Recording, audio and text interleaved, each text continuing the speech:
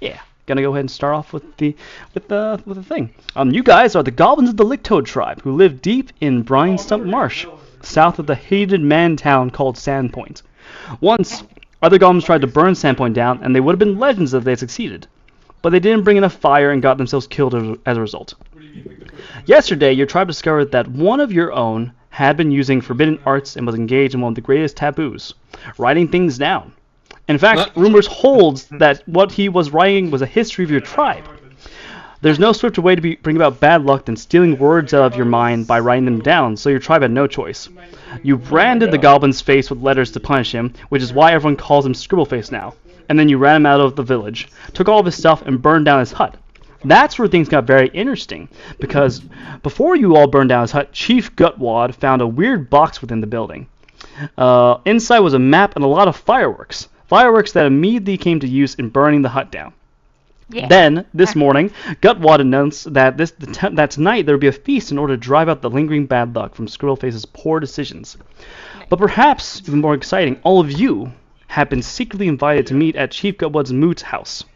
Why would the chief want to speak to you? It can only mean that he's got an important mission for you all, one that other goblins of the tribe couldn't pull off. This is your chance to go down in Licktoad history. And it all starts off as you guys enter into the chief's house and see a very chubby, rotund goblin wearing a silk robe, gutting Rita Big Bad and Leaden Fingers. For he pauses, watches you all as you enter, stabs Rita one more time, kicks her in the head, rolls her off into the corner, and then situates himself behind the giant chair that dominates the interior of the moot house. Sitting within a 6-foot-tall rocking chair, essentially, is the Chief Gutwad, an old decrepit goblin who all goblins say is probably like 7 years old, maybe 30. The numbers change all the time. No one can really count. But you see is very aged and battle-worn. His left face is partially burnt. His Van Dyke-looking mustache is withering away at the chin. And so, you all know that the goblin that killed the other goblins is known as Slorb. And that Slorb tends to actually speak for Chief Gutwad, because Chief Gutwad, his words are power enough to make goblins either incinerate, shit themselves, or shart themselves. That makes perfect sense. And as you all filter in with your various little things, the chief actually surprises you all as he stands up his chair, eats shit off the chair, stands back up, and speaks out loud in a booming voice. You all be heroes, each of you. You best lick toads but for me. And Slorb. Slorb nods. That you are fleeing from the terrible mighty sound of my voice is all proof you should need. Yet soon all Licktoad goblins will know you might. Your might. For I have picked you for a dangerous mission. You know about the fireworks and the map we found in Scribbleface's hut. Fireworks fun. Map more fun. It shows a place to get more fireworks. And with that, he nods to Slorb, and Slorb walks over and hands you guys a map. Let's see, can I show it to you guys? Is that a thing? I refuse to look at it because, to me, any kind of knowledge is blasphemy. I mean, it's a drawing. You don't see any words on it. Drawings are one step away from letters. Okay? Now, Jubal. This is important since this leads us to the fireworks. So I understand, but you gotta look at the pictures. The bull doesn't want to. The bull go where the bull can smash. All right, you turn away. Everyone else look at map. If you say so. Anyway, so it's near the coast, near the water. I want the fireworks for the Licktoads. You go tomorrow. Tonight we get the big bonfire, burn away all the things, and we play games. And just to let you know, you meet Longshanks, that's the goblin term for humans, you make them dead. If you meet dogs, you make them dead. If you meet horses, you make them dead. If you meet lots of legs eats goblin babies much, you run away. If you should not find fireworks, don't come back or I feed you to Squealy Nord. All right. If you say so. All right. Okay. All right. So for anyone that is proficient in survival, please go ahead and roll a survival check for me, please. Can you put in the name of all the things? That's not me. Chat, It's please? not. No. I'm definitely gonna drift from that voice at some point tonight. I am proficient in survival. Look at the big shot. Look at the big shot. Jabu, no! Soldier 23. Jabu, no! Jabu, survive! You roll a 5. Jabal knows like the general Jabu direction. got 14! 14. Okay. All right. So I'm trying to channel Yeah, goblin squirt. I mean, Chuffy Jabal got is 8. Okay. Chuffy's like that doesn't know anything about what that area is going. Jabal knows a little more. So even though Jabal looked at the hated pictures for like a second, he does know that the route indicated generally leads to the area of Lots Legs Eat Goblin Babies Many, which is a giant spider that has taken a territory there in the last many summers. And so with that being said, you guys might want to be a little stealthy since Lots Legs Eat Goblin Babies Many is a very dangerous giant spider. Somebody would also know the information, but also know that the closer you get to the actual coast, the closer you get to Vorka.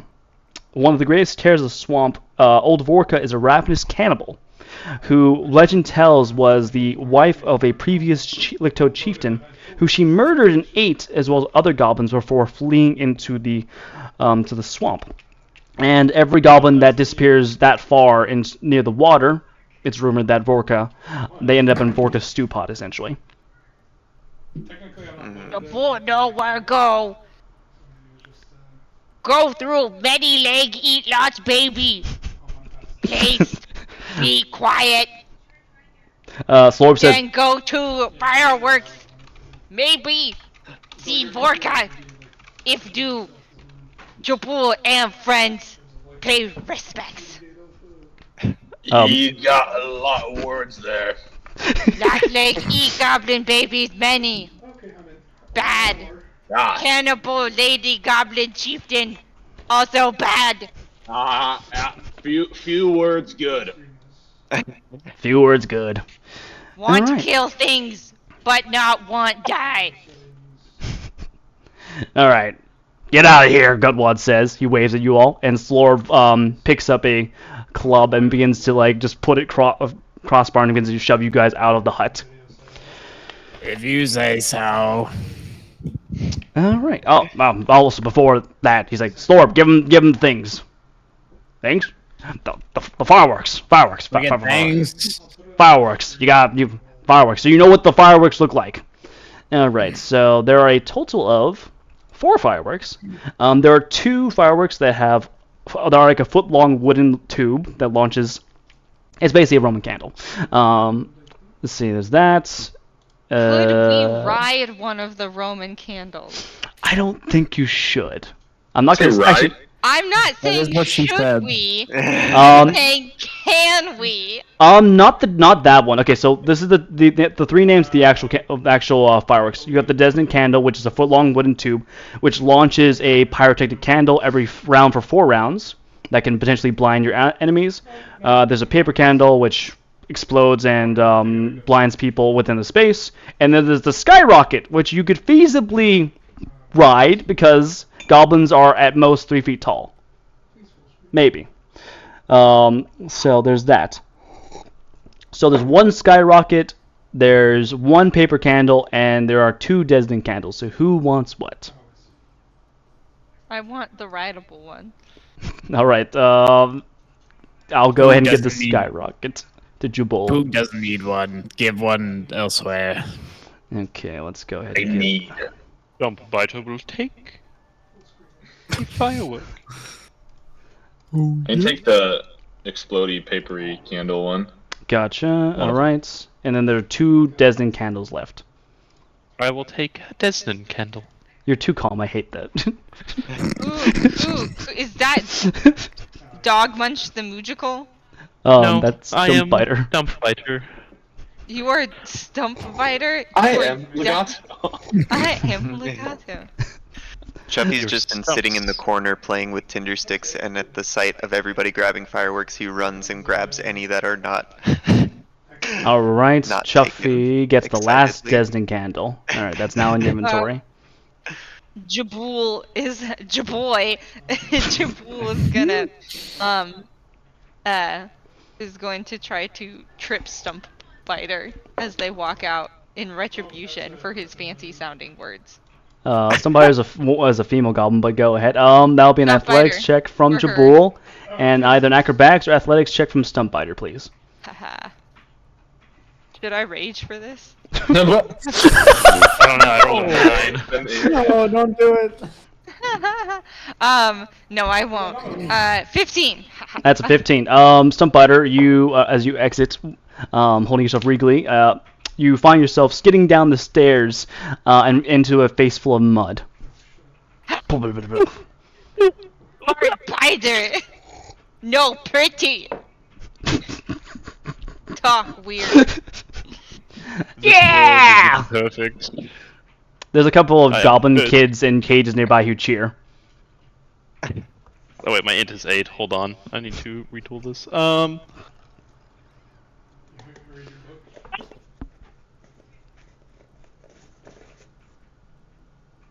don't know if he's speaking. He's just retooling I mentally. don't know what. No, I just made a noise. I don't know if it came through. I don't think I he did. heard the barest ghost of something. Okay. Yes. But with that, oh, sorry, go, Josh. Oh no, that's it. Okay, gotcha. All right. And as you guys are like milling around, night has begun to fall, and the giant bonfire of branches, sticks, and unburnt timbers that was being set outside the moot house is now set ablaze.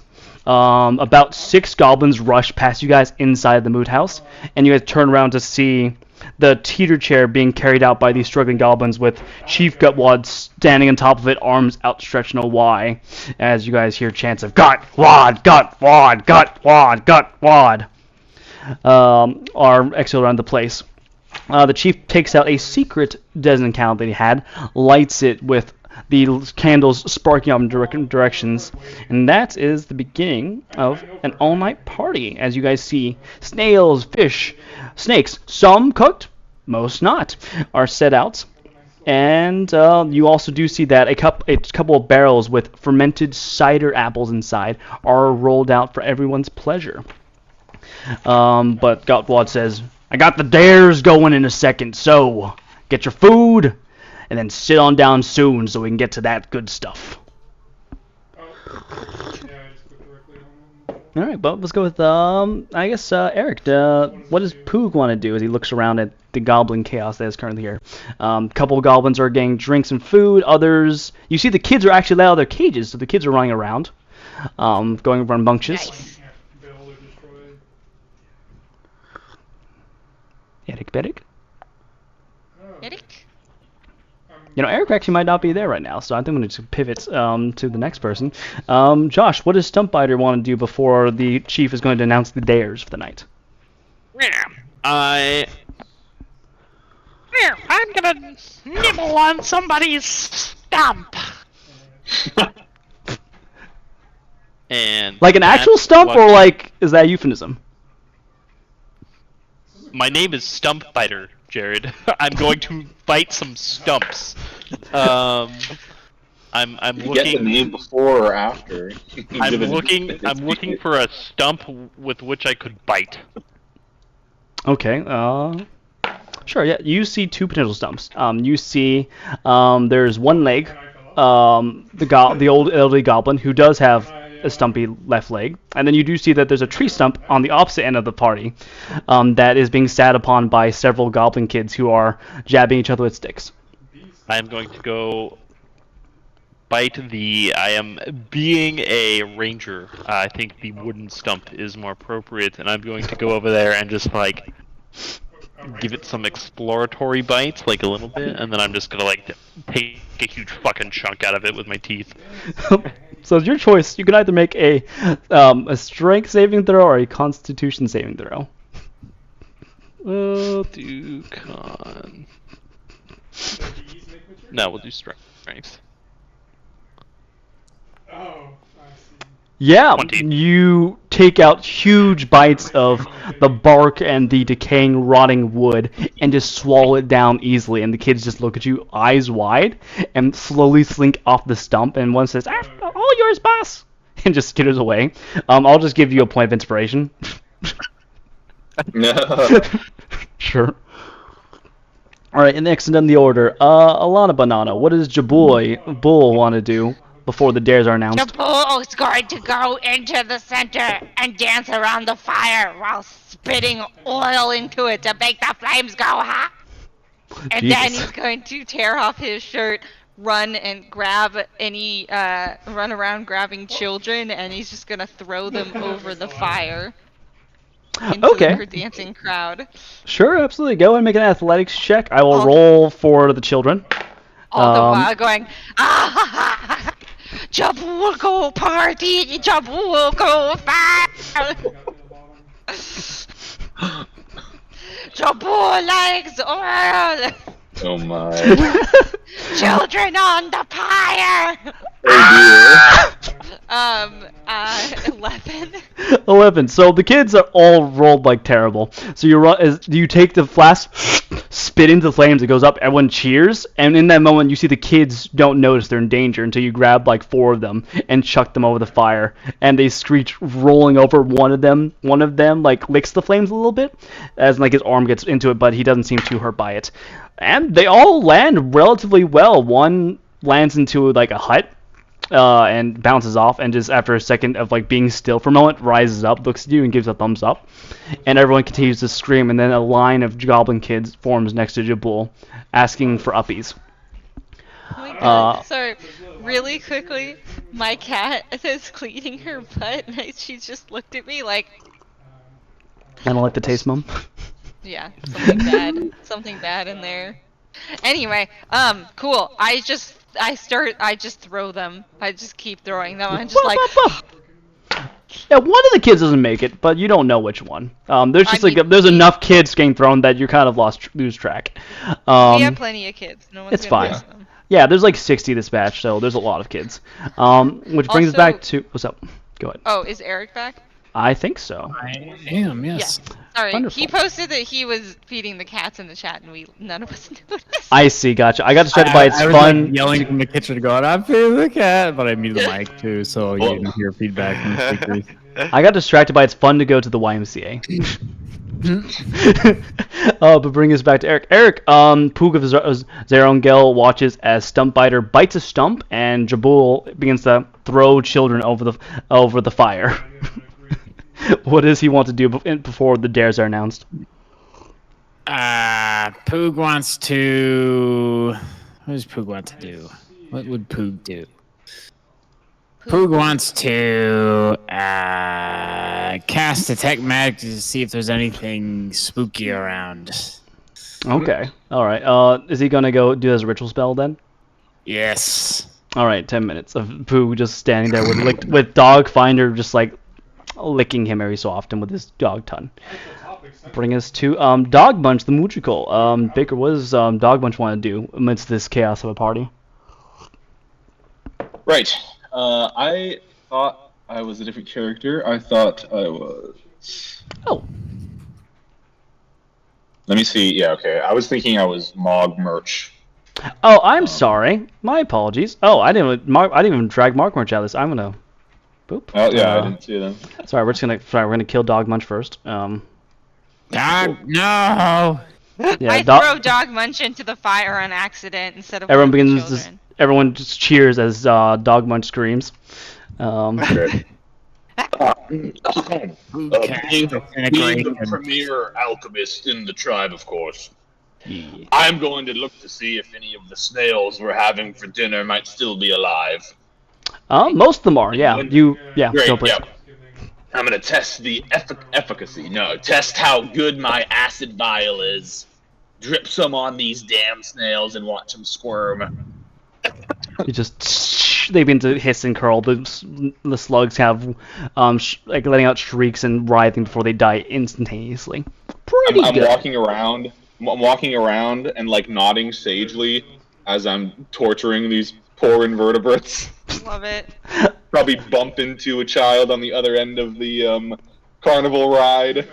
Snails screaming. They don't scream, but pretty very interesting acid smell from the acid snail combination. Yeah. Make a perception check for me as well, please. It's going good. I think it's 15. Oh, 15 you said? Yes. Okay. You do notice that there's a goblin ranger nearby who is coming back with this giant bowl, and inside are bull slugs, black wriggling slugs the size of sausages. They are foul tasting, and large amounts of slime they exude did make them difficult to chew, and also partially poisonous.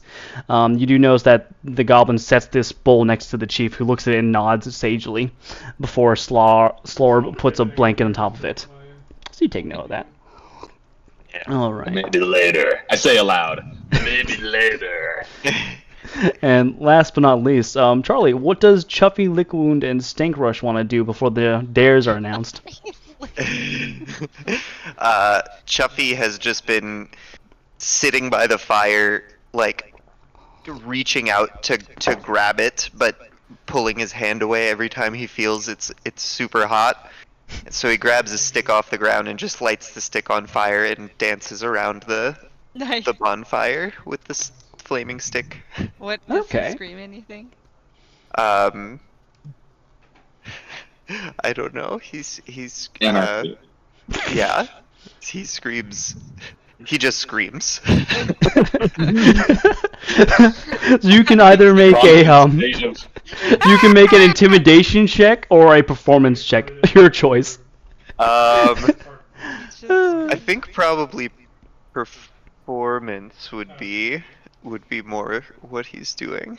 Okay, gotcha. Are you Oh, going that's with minus real one. dice, or are you like just doing the foundry stuff? I was just gonna do real dice. Okay, solid. Okay, go ahead and roll, sir. Okay. That's 15 minus 1 is 14. Yeah, it's pretty good. You, as you just scream around, waving the fire stick, you do, and you notice it for a minute, but there's a bunch of other goblins, regular adult goblins, who join you, and there's this disturbing, like, conga line of, like, 12 goblins with sticks screaming at following you around, and Stinkrush is on top of your head, raising her, like, arachnid limbs, and also, like, letting out a screech. Yes, perfect. Yeah, and then you guys hear, Exactly. "Alright, enough!" And Chief Gutwad looks around, and there's a goblin nearby, old one, who just clutches her chest and topples over. Slor walks over, checks her pulse, shakes his head, and rolls her into the fire. She's like, "Alright, we got the dares going! Who wants to do the dares?" Goblin's going to scream. "Alright, we got the first one," he says, and he hops off his rocking chair and leads you guys to a pit, circular in diameter, nearly 20 feet and just over 10 feet deep. And inside, you guys hear the squeal of a very large, hyperactive piglet just running around inside of this pit. He said, "Alright, who wants to dance with Squealy Nord?" He said, if you can ride Squealy Nord for 18 seconds, I'll give you." He stops, looks at Slorb, who walks over and pulls out a gourd. "I give you this Dragon Brew gourd." Mugbirch, as the actual alchemist of this group, you know that actually is a potion of Dragon's Breath, so it's legitimately an actual potion. Oh shit. Who wants to ride Squealy Nord? Come on! Can I only do one dare? No, you can do multiple dares. Jubal. The kids begin to scream Jubal's name. Some of them get it wrong. They call you JJ. I smack the ones that do. Alright, Jabal's first, or does anyone else want to? I'm always a fan of Parchment Shears Rock. Oh.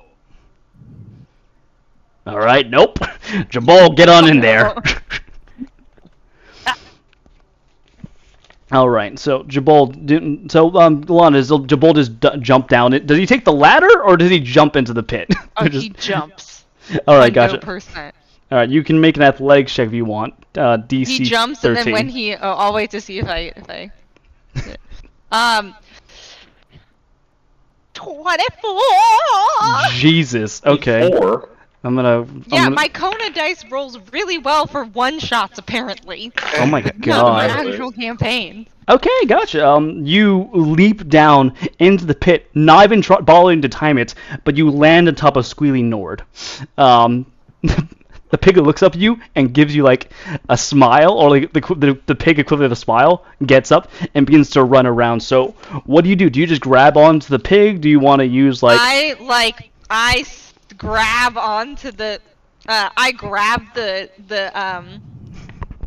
I grab the piglet's ears and I pull on them, and then I clench my thighs really hard in an effort to suffocate it. Okay, go ahead and make an athletics check. I'll roll for the piglet. So the piglet rolled a 6. I rolled a natural 19. Jesus.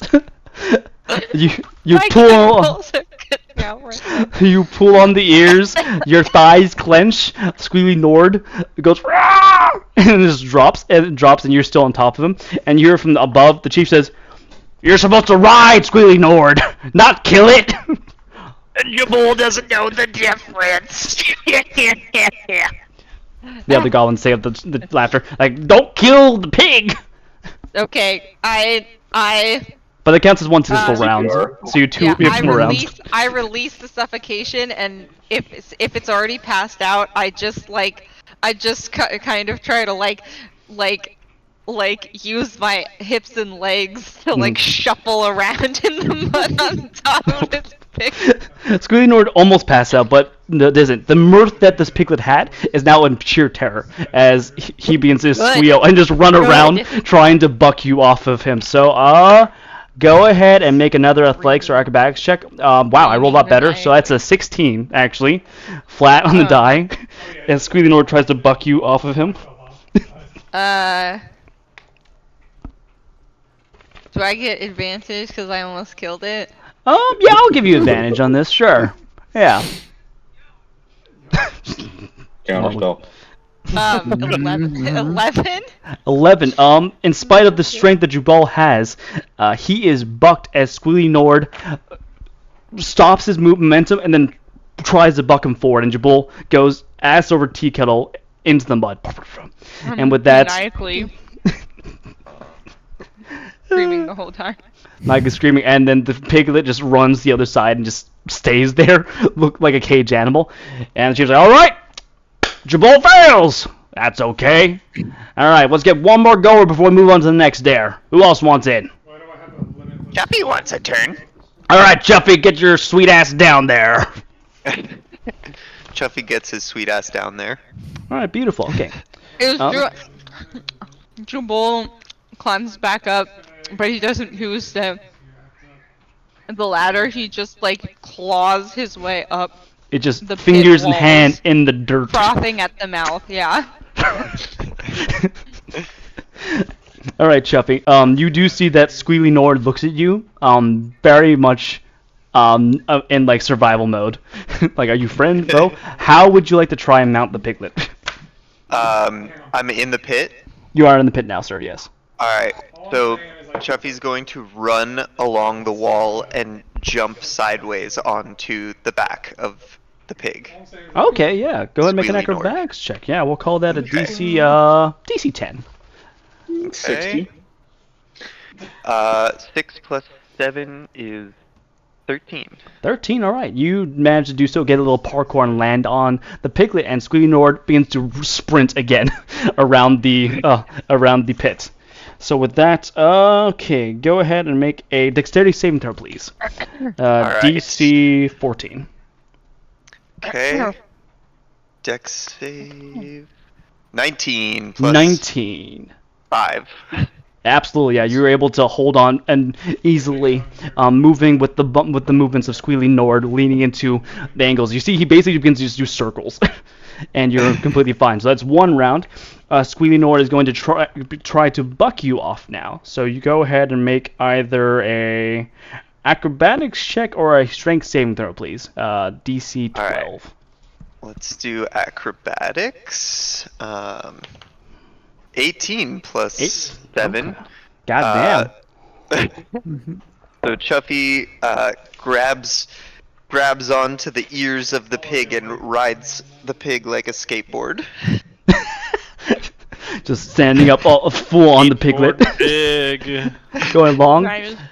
And with that, the piglet slows down, panting, but still is moving around. So your third round is you basically just standing on top of the piglet as you continue around. And the chief's like, "All right, that's 18 seconds. Good job, Chuffy."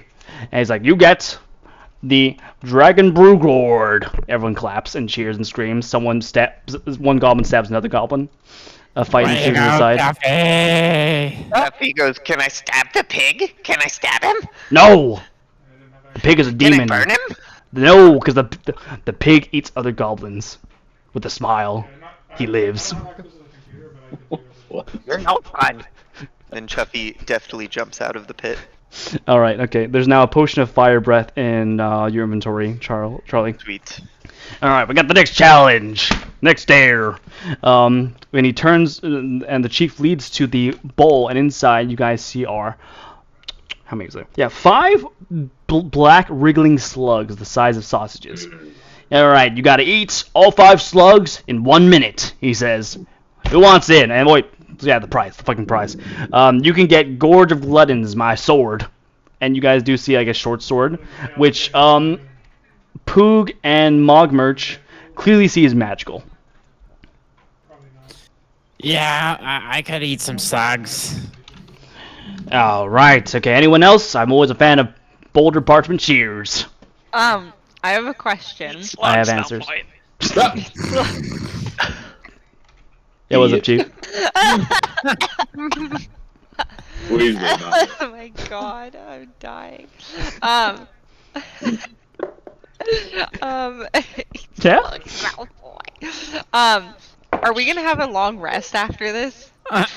Well, yeah, because this is the evening. You guys go to sleep, and the next day at the first light, you guys head out.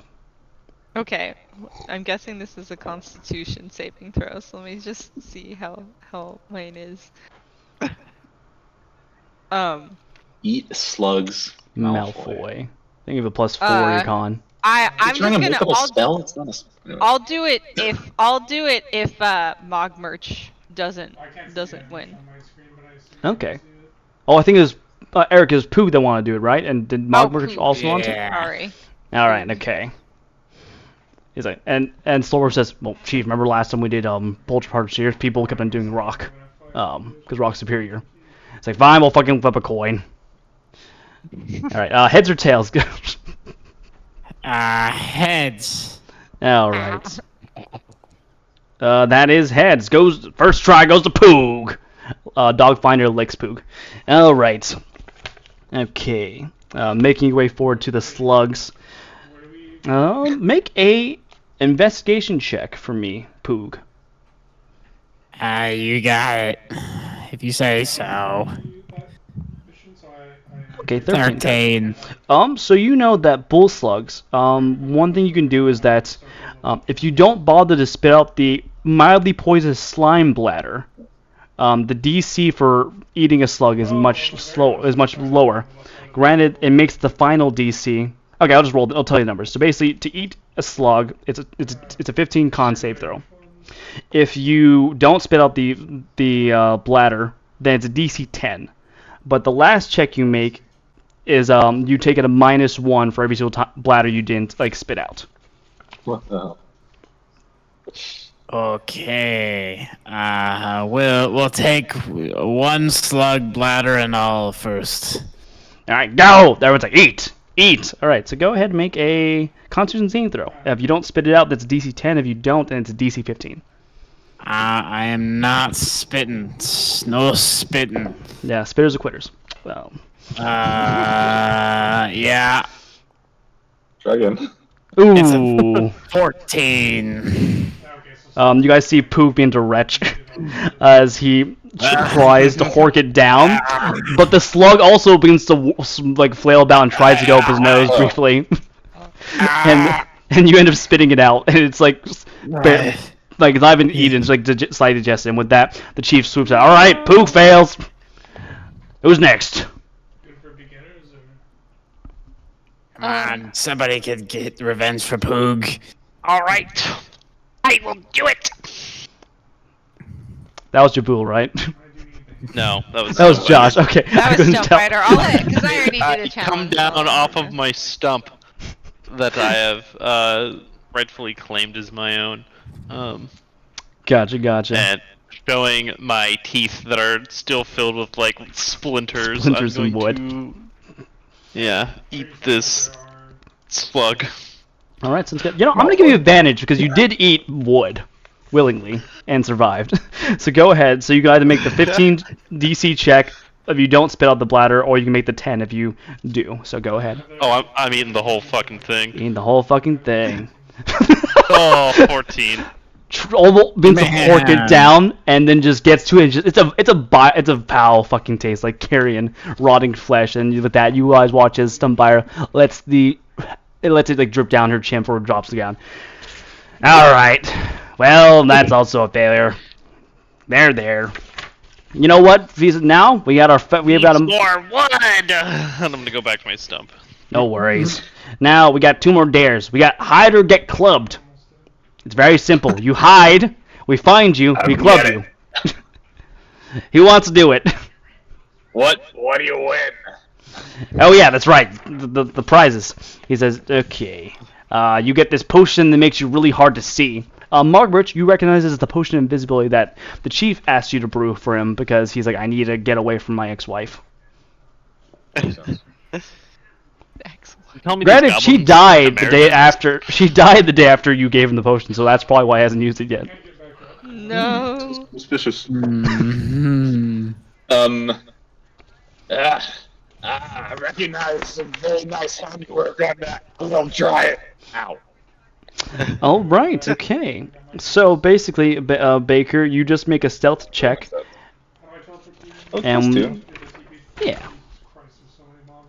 Alright, I guess I'll just, kind of stop for a second, and then quickly dash away. Really, I'm like 10 feet away in a bush.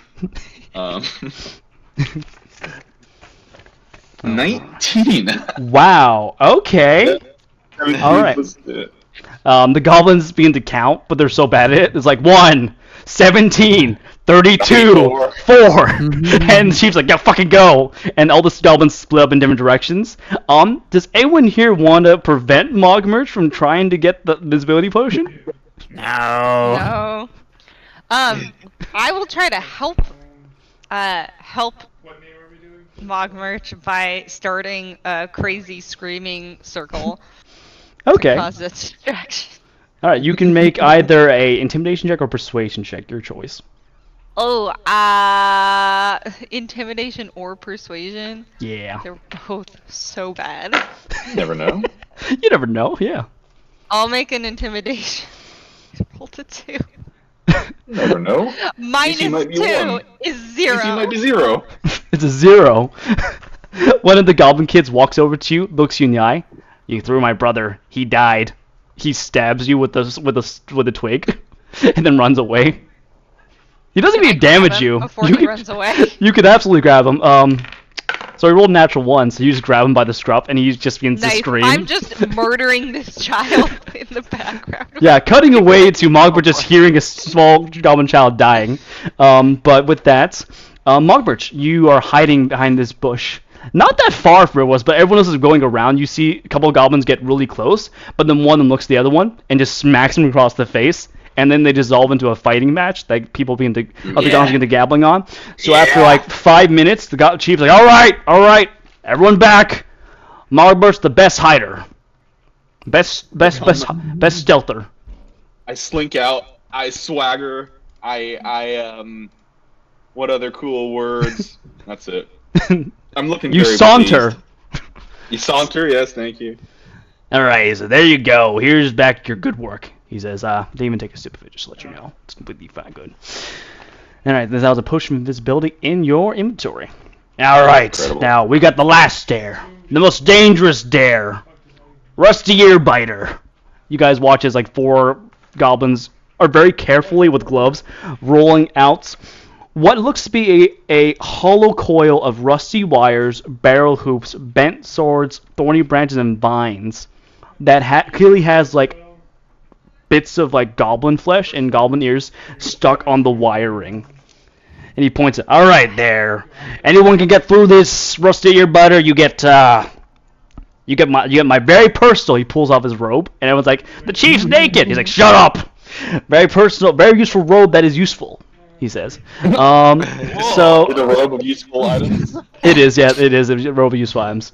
But Poog and Mogmerch, you guys do see that the robe has the following patches, 2 of each: 2 daggers, 2 bullseye lanterns, 2 10-foot poles, 2 ladders, 2 3-legged turtles, 2 horseshoes, and 2 bullhorns.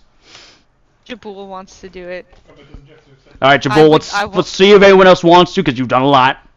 You also need a wash of the blood. It's like a trap from Saw. Yeah, I Um, mean, I can rage through it, but Yeah, someone should try. It'll be good for the killing tomorrow. I gotta stop doing that.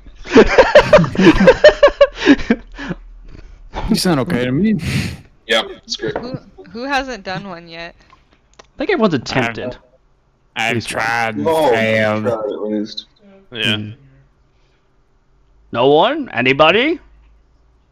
I can give it a while, see if I can't redeem myself. All right, Poog, Jabul only did one too. Yeah, it's But fair. no, Poog, you go first. All right, Poog. It doesn't matter who wins because I wouldn't wear it. 'Cause Yeah, it wouldn't be- Dogfinder hops off your shoulder, sensing danger, and walls up next to the chief. As Poog, you set yourself up next to one of the entrance. Good back up there, doggy. Good doggy. Actually, Dogfighter hops back and is going to give you the 8 action. That's actually a good doggy. And so says, "Dog, where?" And weapons are drawn. And she's like, "No, there's no dogs. Dogfighter would have told us." No dog. Just All right. doggy. I'm losing my mind. We're fucking bonkers. All right. Okay, with that, Poog, you can. It's an acrobatics check to get through. You have to make 2 to successfully get through. So, and you have 8 on each one, as Dogfinder is here to help you. Wonderful. That's just advantage, yeah. Disadvantage, yes. Mm-hmm. Avantage. Double that one! Let's go! No. I'm glad it's this game, but I'm just like, Yeah. All right. You immediately get stuck as you step forward and someone screams, "Up!" And you go a little too high and your head gets stuck in the mess of wires as you take 4 points of piercing damage. Everyone's like, "Ooh." Ooh. A couple of the goblin kids walk up to you. One looks at you, picks his nose, pulls out a dagger, and stabs you. For another 2 points of damage. someone get that kid! Get that kid! I'm gonna pull out my longbow and I'm gonna shoot that kid. Oh, that's Sure, go ahead. Go ahead, roll for attack. They have an armor class of 8.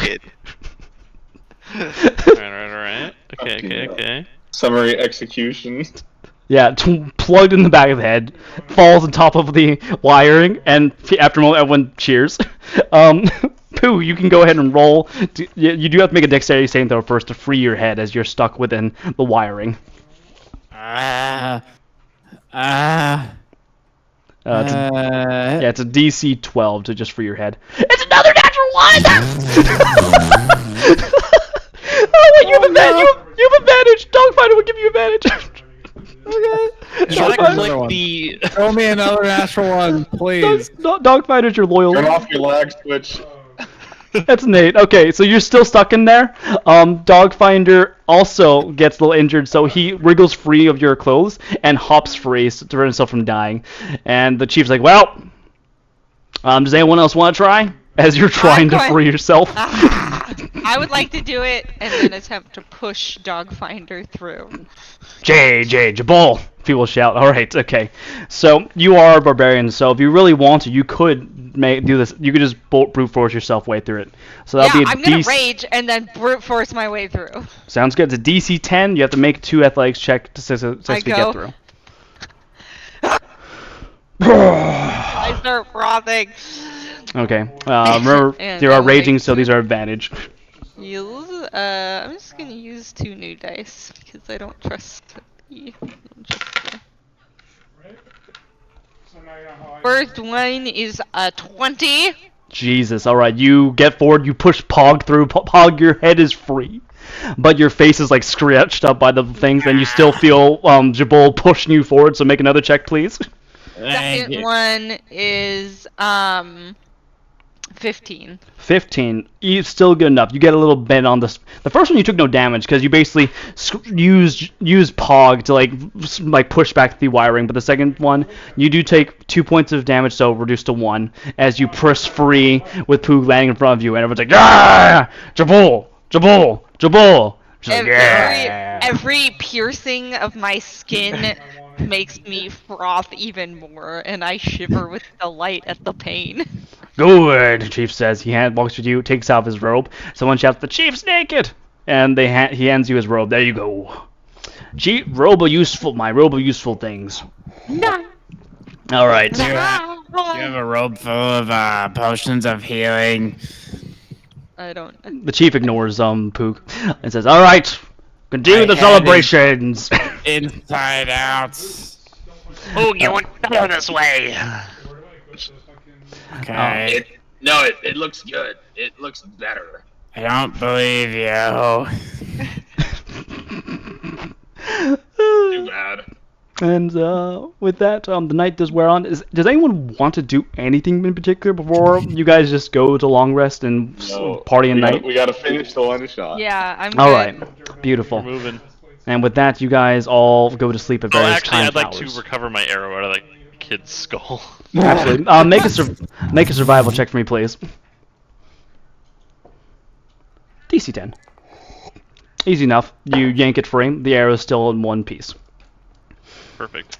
Okay. And with that, you all rise up, long rest, so everyone's HP has been healed, and the like. Rise up. Rise up. Thank goodness. And some of you decide to follow the map, others do not, but you guys begin to make your way northward from the village, going throughout the swamp, which is, it's a very wet day. Plenty of mud, you hear the croaking of frogs, the buzz of insects flying by. Oh, I should turn on my marsh music, actually. Oh, it's loud. With a little bit of mist settling over, but as the sun rises up ahead, that burns away pretty quickly. You guys do get close to the territory of Lot's Legs Eats Goblin Babies Many, but you do not see the giant spider, and continue to make your way forward. And looking at the map and over distance, you do see the beginnings of what looks to be like sails, rigging. Masts jutting above the tree line in the distance, and looking at the map that is your reference point, as I will bring you guys to the next map, and I do need to get your tokens. All right, Shuffy Liquid, Cool. Stank Rush, Ganked. Mog Stank Merch, Rush. Stump Biter, Jabul, Loading. Poog, and then I need to get all the familiars. There we go. Ooh. Okay, Cool. so I will drag you guys to the very edge, and I need to fix Jabul's token because it wants to be done right now. Jabul gonna Jabul.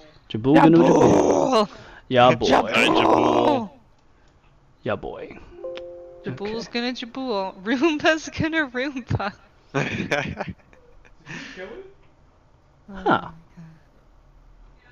So do we all share a view on this?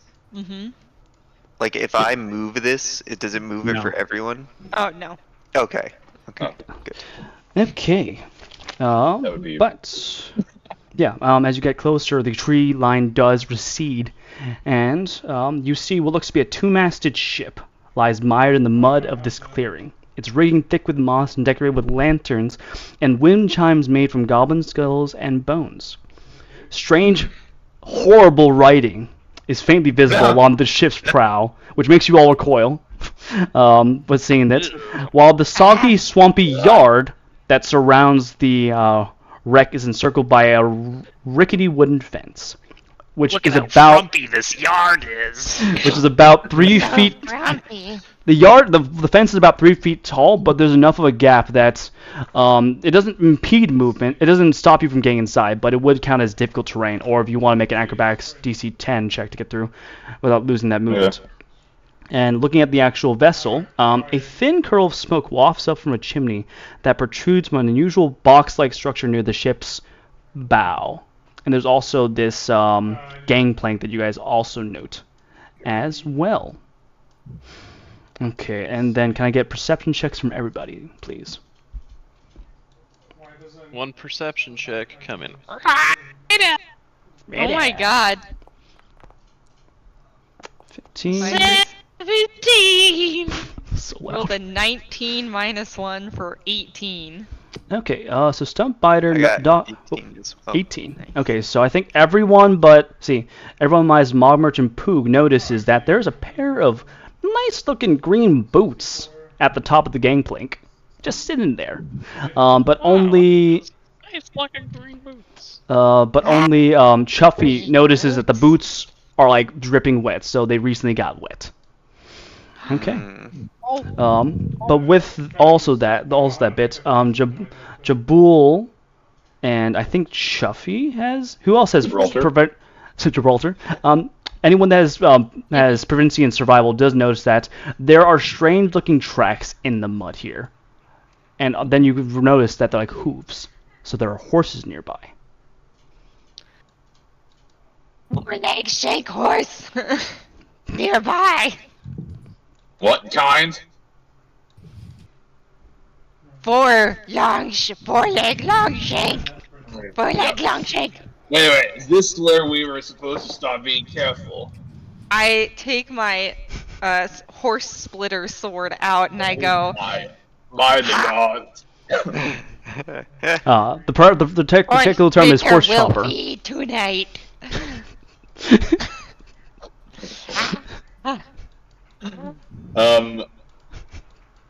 Yeah, so, I mean, I have this. I'm gonna hold up my vial of fire. I have it. Like, I got it. Very nice. So, yeah, I'll let you know. Great. Yeah, thanks Can for we letting burn? us Can we know. burn things? Yeah. Yes. Also, but I guess the last thing is that the mud that's here, like anything that looks like mud, is mud, and that does reduce your movement speed as it counts as difficult terrain, folks. Okay. Is the white line like a path? That is the hill, because like this side is like a little bit of a hill, Oh, I because the see. way that the boat is, it's like at an angle. If anyone Gotcha. notices, there's this lovely picture that kind of demonstrates what the boat looks like. Yeah. Right, well, I don't see those boots or anything, so I'm just gonna move up to the fence Sounds good. and just see what people do. I'm gonna hold the fire. I'm holding it! All right. Okay. Mogmerch heads forward.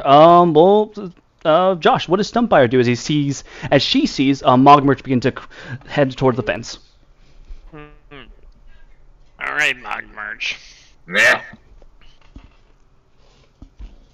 Let's go. And I'll start moving up to the Okay. fence. Sounds good. Charlie, what Trying is? to Mhm. I'll take some cover behind the fence. Okay, simple enough. Gotcha. All right, Charlie, what does your boy Chuffy want to do? Yeah, Chuffy's gonna do the same thing. He's gonna move up to the fence. Do I do? Yeah, I do that. Okay. Yeah. Perfect. Okay, sounds good. Alana, what does will Jabul want also to do? move up. Jabul will also move up to the fence. Jabola. Okay, and last but not least, Eric, what does Poog of Zarangel want to do? Poog will start casting detect magic ritually, and then Dogfinder, which I don't have a token for or can control, Okay. on the map. He is actually mounted on top of you, so once I Oh, that's why. Never mounted. Kept trying to drag his token on the map, and it was like, no. He'll go and back up everybody at the gates while I cast detect magic. 10 minutes. Sounds good. Okay, gotcha. All right, you guys make your way towards the fence, and you guys do hear a neigh from the other side of the emanating from the other side of the ship, out of sight. But it sounds odd. There's like almost like an echoey kind of like emptiness quality to it. So not like a full body neigh, if that makes sense. Pooh, can you also make an Arcana check for me? And I think Mogmerch may have Arcana. No, he does not. Make an investigation check for me, Mogmerch. Yar. Poog rolled a 18. 18. 20. Natural 20. Uh, Poog's like that's. Poog's like this is a there's something off about this horse.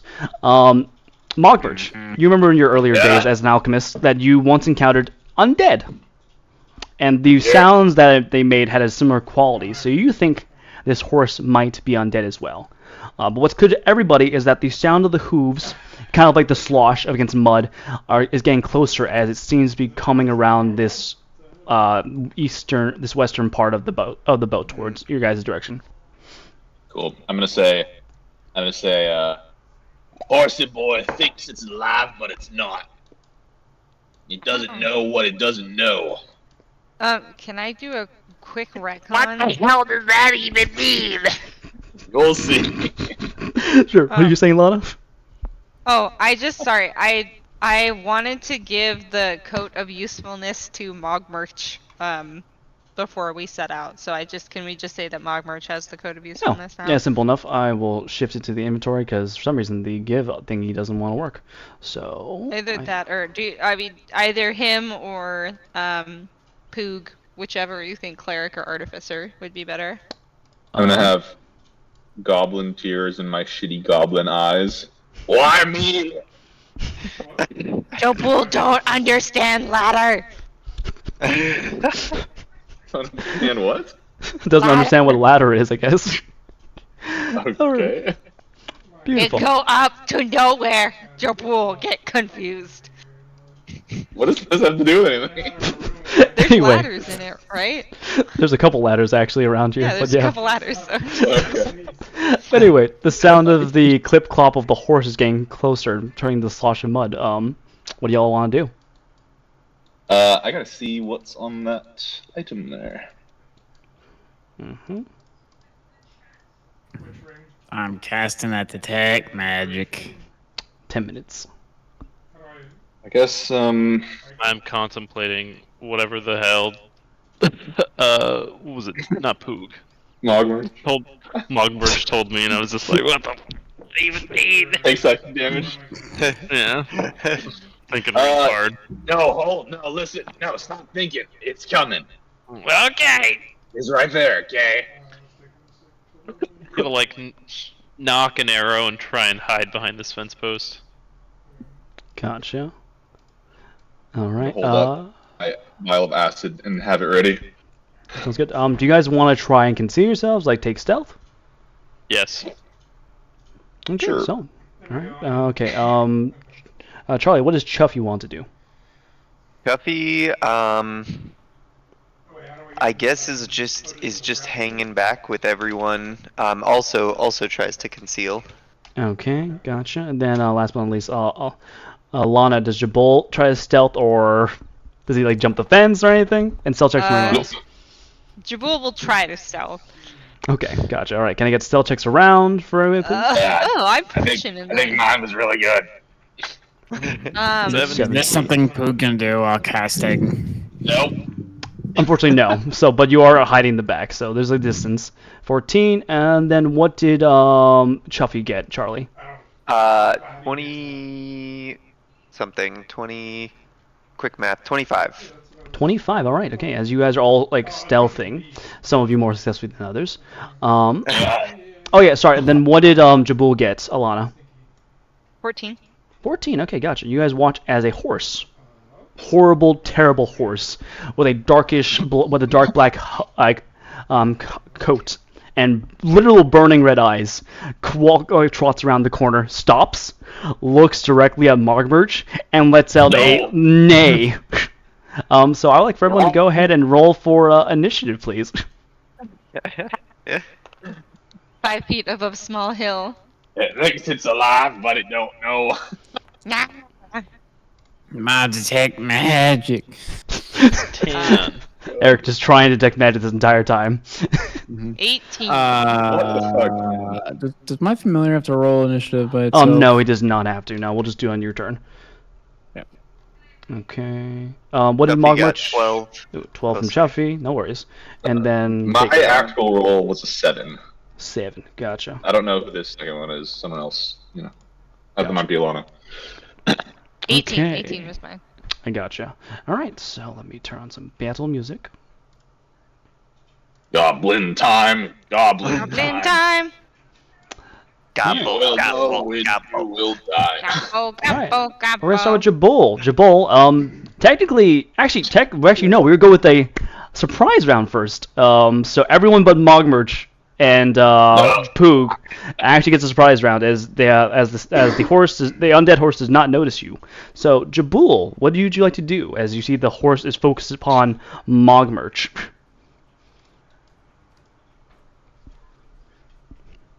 Alana.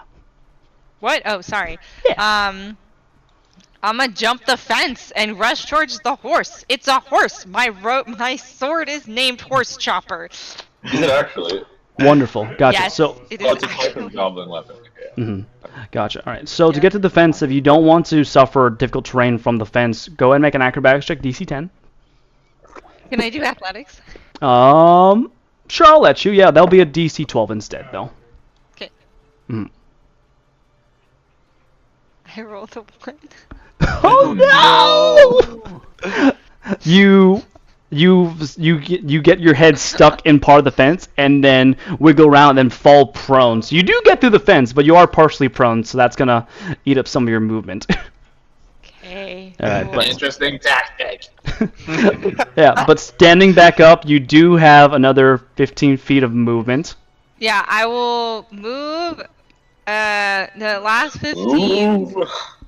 and then Nice. I will throw one of my javelins. Nice. Sounds good. Did you want to rage by any chance? Not yet. Okay. I only have 2 rages, and I This is a don't good know how point. many battles we'll be in. That's a but- good point. All right, go and roll for attack, please. That's an armor class of 10 versus this undeadish horse. Oh, I get +2. Let's just do this. Natural 20. Nat Oh my 20. God. Okay, I don't have my card for this one, so you know the drill though for damage at least. Cool. Awesome. Well, first damage, it's 1. Oh, yes, I get an additional 1d4 damage against equestrial animals with this sword. Well, isn't this the Hell javelin yeah. though? You're throwing the javelin, aren't you? Oh, you're right. Never Yeah. mind. All right, so forgot. roll another d6 because technically this is critical. It is the javelin. 12 points of Two, damage as you so chuck 12 the points of javelin. damage. It goes through the flank of the horse, and it's a little disturbing. Do you guys see the horse doesn't react to a javelin just sticking through half of its body, and just turns its Also- gaze from Mogmerch to Jabul. Oh, melee weapon attack. Never mind. Okay, but that is Jabul's Yeah. turn. Continuing Horse is a badass. Yes. Continuing the surprise round, bring us to Chuffy. Chuffy, you watch Jabul run forward, eat shit, get up, throw a javelin, and slam into this horse. So what would you like to do, sir? It's Chuffy not allowed. will- Chuffy will hop the fence and run towards the horse. Understood, gotcha. If mean, you yeah. don't want to start from the difficult terrain of the of the fence. Make an acrobatics check, please. DC 10. Yes, acro. 7 plus 7 is 14. Easy enough. Okay, gotcha. So, gonna go. What's my movement? 30 feet. So that's gonna be 6 30 squares. Okay. Right here. And then Chuffy will. I can use my darts, right? Yeah, you can throw your darts. What's the 20 to 60 feet? Yeah. So let me see. I think the. All right, so it is 30 feet away. You can still attack with it, but it is at disadvantage because it's outside the Okay. effective range. Got it. Yeah, why not? Okay, gotcha. Throw a all right. dart. Sounds good. It's a +5 to the roll for darts, and you're rolling at disadvantage. Oh, okay. Yeah. Oh, actually, wait. No, that's you do have stink rush. So of course, can just give you aid, so that can be just a flat roll. Oh, okay. Yeah. Your spider screeches at you to correct your aim. Perfect. It's gonna be 12 plus 5, right? Is 17? 17 definitely hits. Go ahead and roll for damage. Darts, I think, is a 1d4 plus your dexterity, which is a 3. Cool. 1d4. Yeah. That's 2 plus 3 is 5. 5 points of piercing damage as you throw the dart with great accuracy and hits the snout of the horse. You do see that the lights begin to flicker, and its body kind of shakes in all places as it has taken a grievous amount of damage in a very short amount of time. But I don't think you have any bonus actions, so I think that is Chuffy's turn.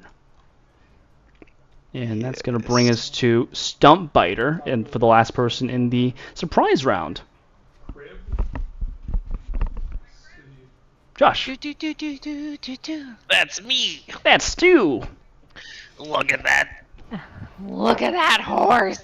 It's gonna die again as I No, it released doesn't. No.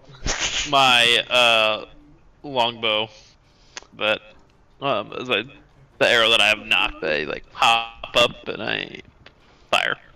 Sounds good. I think Dogfinder gives you advantage on the attack roll, since his directive was to aid. Gives out a croak.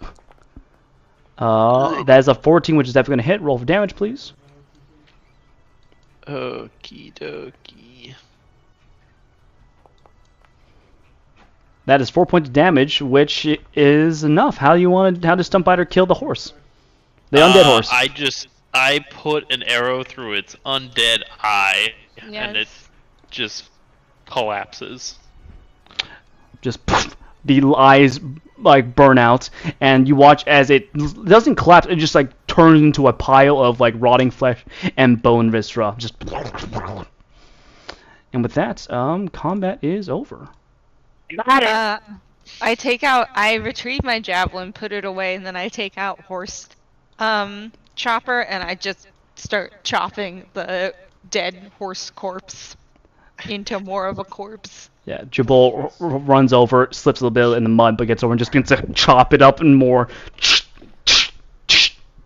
I'm gonna say that Stumpbiter. It didn't know, but you made it remember.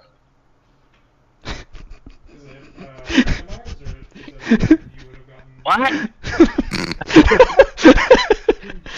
Jabal, can you please make a perception check for me? It's at disadvantage. You didn't know. I didn't remember.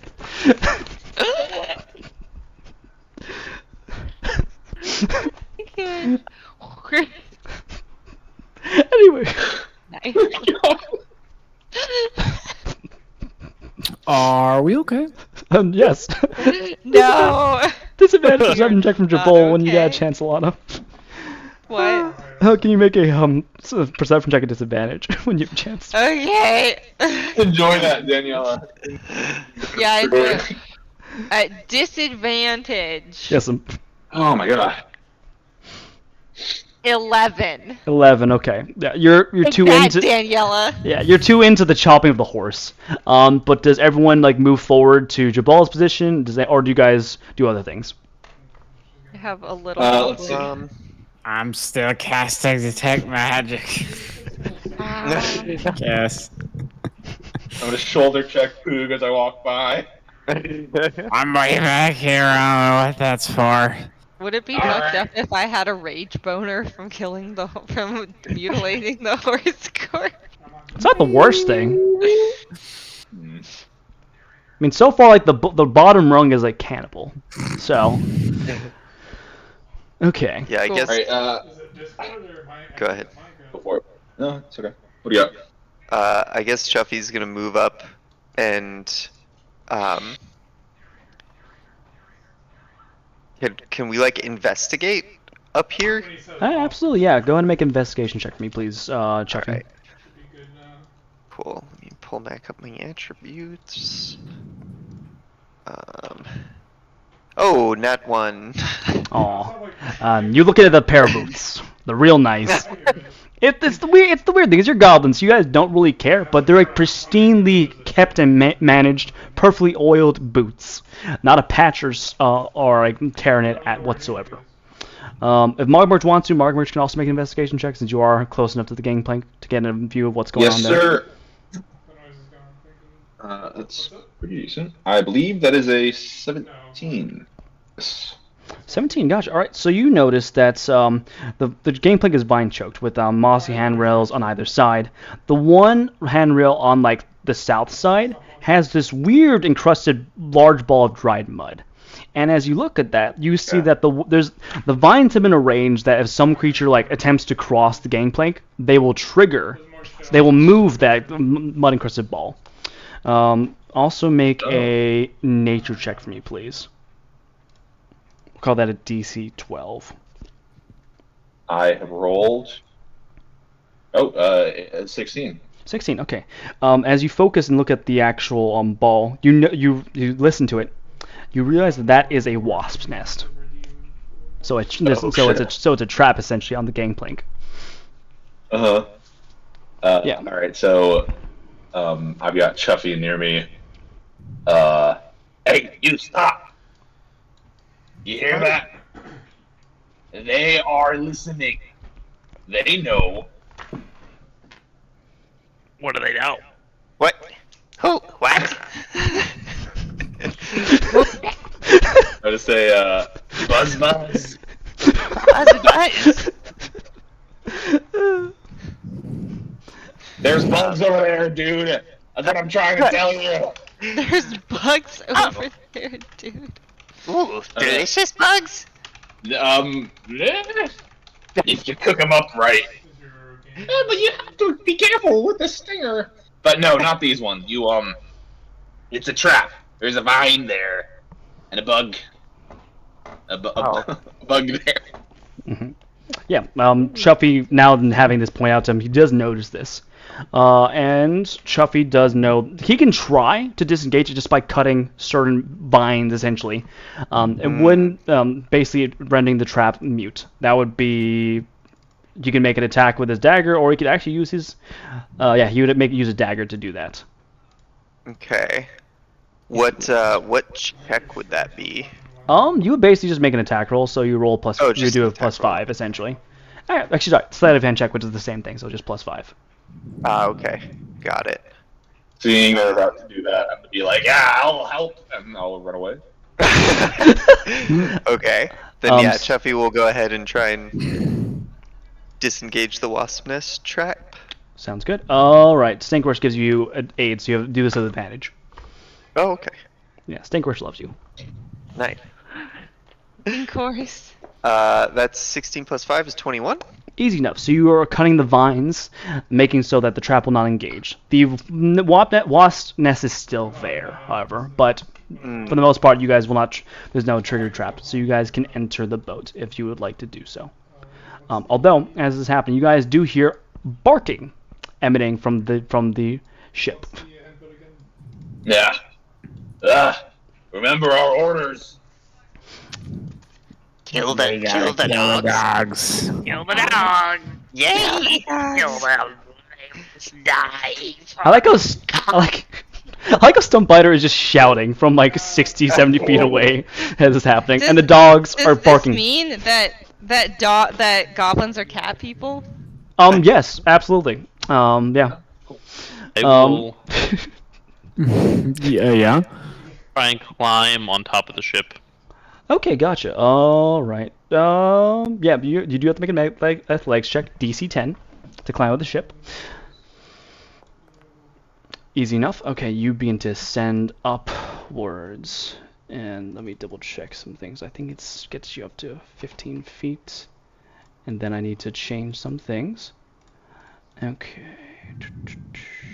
Can I like pocket the wasp's nest to use at a later time?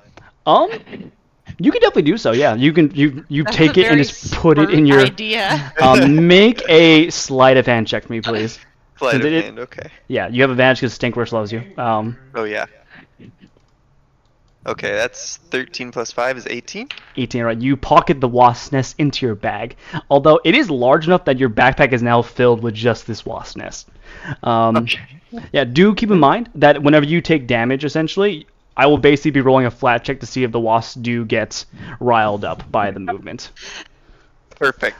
All right. But you guys watch as Stumpbiter makes her way up the side. I'm so sorry, Pook. You've been trying to do this thing, and it's like you still have 5 minutes for casting It's magic. hard. Yes. Poog, why are you so slow? I'm gonna- listening to my god's whispers. I'm just gonna move you God's closer. whispers are slow. Come on, Anyway, tell him to move faster. That Stump- is a bad idea. To the Stumpbiter, man of the gods. Stumpbiter, as you make your way up, you immediately notice that the wood of the first level, you see that are bare footprints in mud and what looks to be blood as well, moving around the ship, the lair here, and there is a room over here. The dogs are coming up from the level above you, because you can still hear the barking. So what do you do, Josh? The dog's barking is coming from The Did you say level above above you, yeah, because there's basically 3 levels to this ship, and you're on the Okay. first level. The barking is coming from up high. I will try and like get up into like some rigging. I want to like get as like high as I absolutely can. Okay, gotcha. So there are 2 avenues to do so. One of them, as I'm gonna move you partially, just this way as you Yeah. continue to investigate. You do see that there's a mast here that you could climb to get up there, and over on the other side near the gangplank there are 2 basically posts leading up to that the highest level of the actual ship. So and then you also do note that there is a door here, and it is locked. I found a door. As I jump onto the mast and just like Why? climb up it. Okay, gotcha. All right, so you're gonna be over here. What does everyone else want to do? I'll start with also- go Once please. I get to the very top of this mast, I'm gonna bite it. Okay, gotcha. 'cause We're gonna that is a we're gonna mast hold by the that. big stump. We're gonna get everyone else going. Right, bringing us to Jabal. Jabal, you have finished turning the undead horse into mush. Stumpbiter's climbed onto the ship. What would you like to do? I will also climb onto the ship. Okay, gotcha. Do you just want to do the gangplank, or do you actually want to climb up? I want to climb up. All right. I'm not gonna make you roll for this. Your legs is high enough. That's fine. Okay. So, boop. There's there. Okay. Charles. Charlie, what does Chuffy want to do? Charlifer. Um, Call him by his proper name, Jared. Charlifer, I apologize. Chuffy will go. I think we should call you Chuffy from now. Chuffy will go around to the door. Can I do that? Absolutely, yeah. Let me just move your token to make this. Oh. Oh, yeah. Because I Sorry. think there's some weird things going on with my thingamabob. So, boop. Mm. Yeah. Okay. Chuffy's gonna make his way to the door. All right. The lock is actually quite complex. Out of everything on this boat, because this boat is clearly derelict, someone went to pains to install a new lock on this door. It's shiny, oil, that sort of stuff. You can definitely try and pick it, however. Yeah, I mean, I do have thieves' tools. That's a sleight of hand check. Basically what happens is that you would actually do a dexterity check, Or and I dex, think okay. you also have expertise in the thieves' tools, so you would basically be rolling with a +7. Okay. Yeah, I guess Chuffy will try and pick the lock. Okay, gotcha. We're gonna hold that thought as I move back to everyone else. Alana, does Jubal want to follow Chuffy to the other side of the boat? Sure. Okay, gotcha. Bringing us to Mogmerch. Mogmerch, you've been patiently watching as these fools make their way up to the ship. What does he want to do? Yeah. So I'm gonna follow up the way Stumpbiter went up, except I'm gonna pull off one of the patches from the robe into a ladder. Pull off the patch, and it magically expands into a ladder. Beautiful. And I'm gonna climb up the side of the ship. Solid. Let me make a It's kind of ladder. like, oh. All right. You pull off patch, extends into a magical ladder, and you clamber up the ladder and join the rest of your brethren up top. And you do see Stumpbiter is climbing this mast over here, heading towards the next level and the sound of the dogs. Mm-hmm. Okay, yeah, yeah, that's fine. I'll be over there. Okay, gotcha. Last but not least, Poog. 7 minutes into casting Detect Magic. Casting magic. I'm gonna move you to everyone else just to make my life easier. Okay. Yeah. Just to make that easier.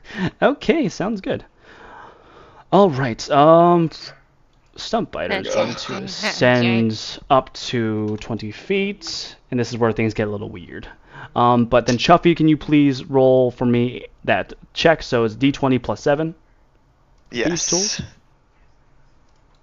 See, that is. Oh, nat 20. Nat 20. Wow. Okay. So I'm gonna Rolling describe. good tonight. You're very good. I'm gonna describe what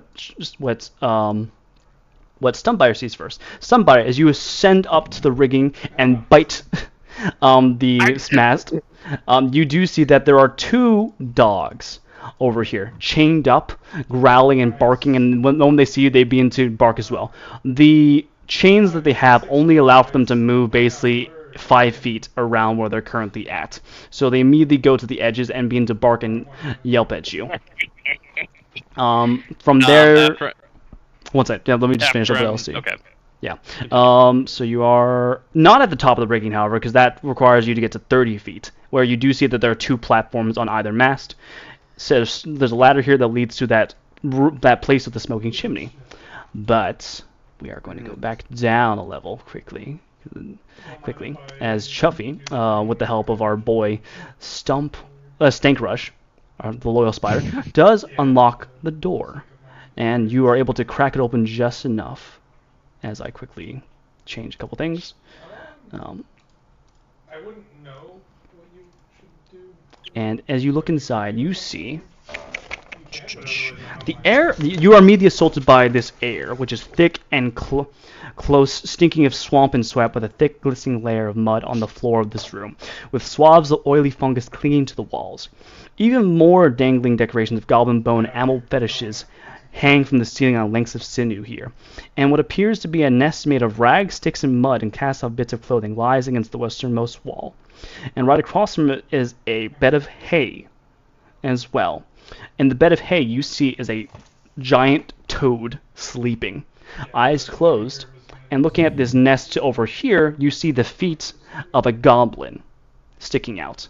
Both are clearly quite asleep, and only your natural 20 prevented them from waking up from their slumber, even with the sounds of the dog barking from ahead. Damn. Are these little rat-like things supposed to be the dogs? They're on the top floor. Sorry, I'm gonna remove them since you guys are looking at this floor. So, you see these things. What do you guys do? Jabul wants to rush in and start chopping, but Jabul knows that has not worked out before, so Jabul will wait to see what other goblins do.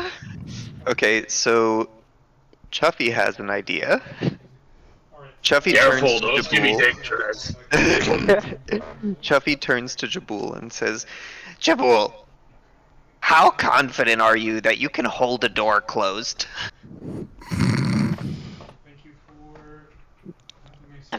Pretty confident. Jabul is confident. Okay, so talking to all the goblins now, What if I throw the wasp's nest in this room and we just hold the door closed until the the commotion dies down? That's not a bad idea, I don't think. I yell from like way up top. That's not a terrible idea. We could. Are the fireworks in this boat? How do I shoot? Let me double check my description for this room. I was just gonna ask, what is our actual does this help our main quest? Oh, I did miss one detail. As Chuffy did look inside, off to like the south wall, he does spy a tantalizing red chest. You don't see so fireworks. We don't want to burn it down. No, we could wasp it though. I like the wasp. I turn to Yeah, it's always Chuffy. Chuffy, you sneak in and get the stuff from the chest. I can try. We have. Jabul knows someone has the potion of invisibility. Oh yeah. They're asleep in there. You can't see through your eyes if your eyes aren't awake. Yeah.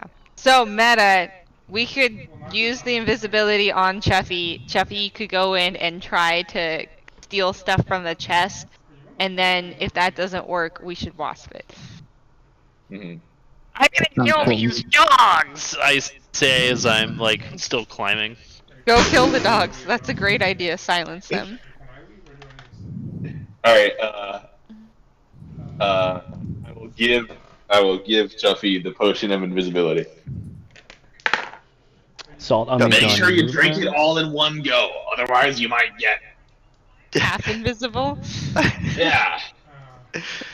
Chuffy drinks it greedily. All right, sounds good. Oh, that was the poison. Oops. Oh wait, no.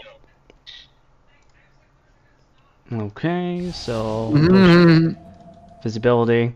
Stink Rush also gets a little bit, so Stink Rush also turns invisible. Visible. Calculated. All right, you guys watch as they both disappear in front of your eyes. So what is the actual plan? So we got Chuffy stealthing in. That's what I'm hearing. What else is happening? I'm still casting the tech match. Yeah. Okay. I feel like it should. I feel like 10 minutes would have gone past. Who's to say? He's at 9 minutes, so he's almost there. Who's to say the bitch on the top right corner of our fucking Discord call? I can't wait for this tech magic to be like, yeah, there's no magic. I mean, that's probably what it's gonna be. All right, but I remember hearing. Anyhow, sorry, go please. Yeah.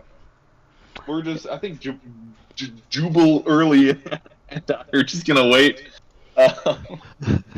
Okay. Does Jabul want to be like positioned to hold the door closed in the event that a wasp thing happens? I mean, that's probably a good idea. Yeah. Okay, gotcha.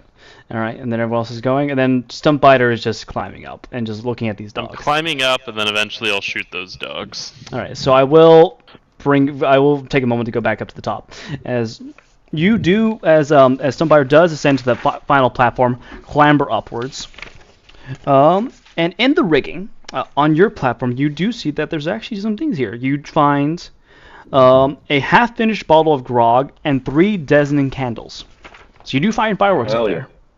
Oh, I got some fireworks! Nice job, Scotty. Okay, I'm gonna go ahead and add the designated. I'm gonna add another 3 designated candles to your thing, and there's a half bottle of grog. I don't know if you want that, but it's yours if you want it. I absolutely want that. Okay, gotcha. You have a half bottle In of fact, grog now. I'm gonna start drinking from it. All right, make a Constitution saving throw, please. DC 8. I found some grog.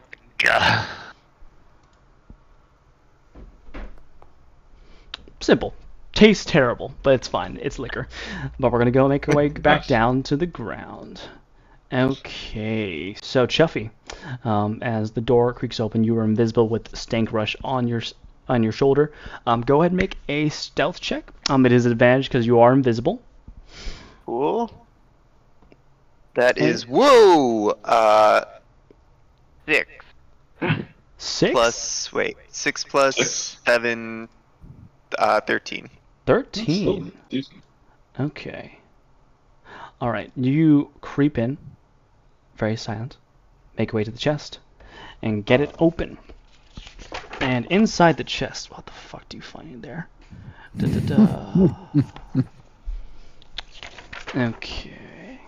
What the fuck do you find? As you open the chest, you find you're partially blinded by what looks to be coins, strange like tools, clothes, and within this you also do see a bunch of fireworks as well. About 14 dozen candles, 20 paper candles, and 7 skyrockets. Yes. Oh my god. As you do get over there, you hear.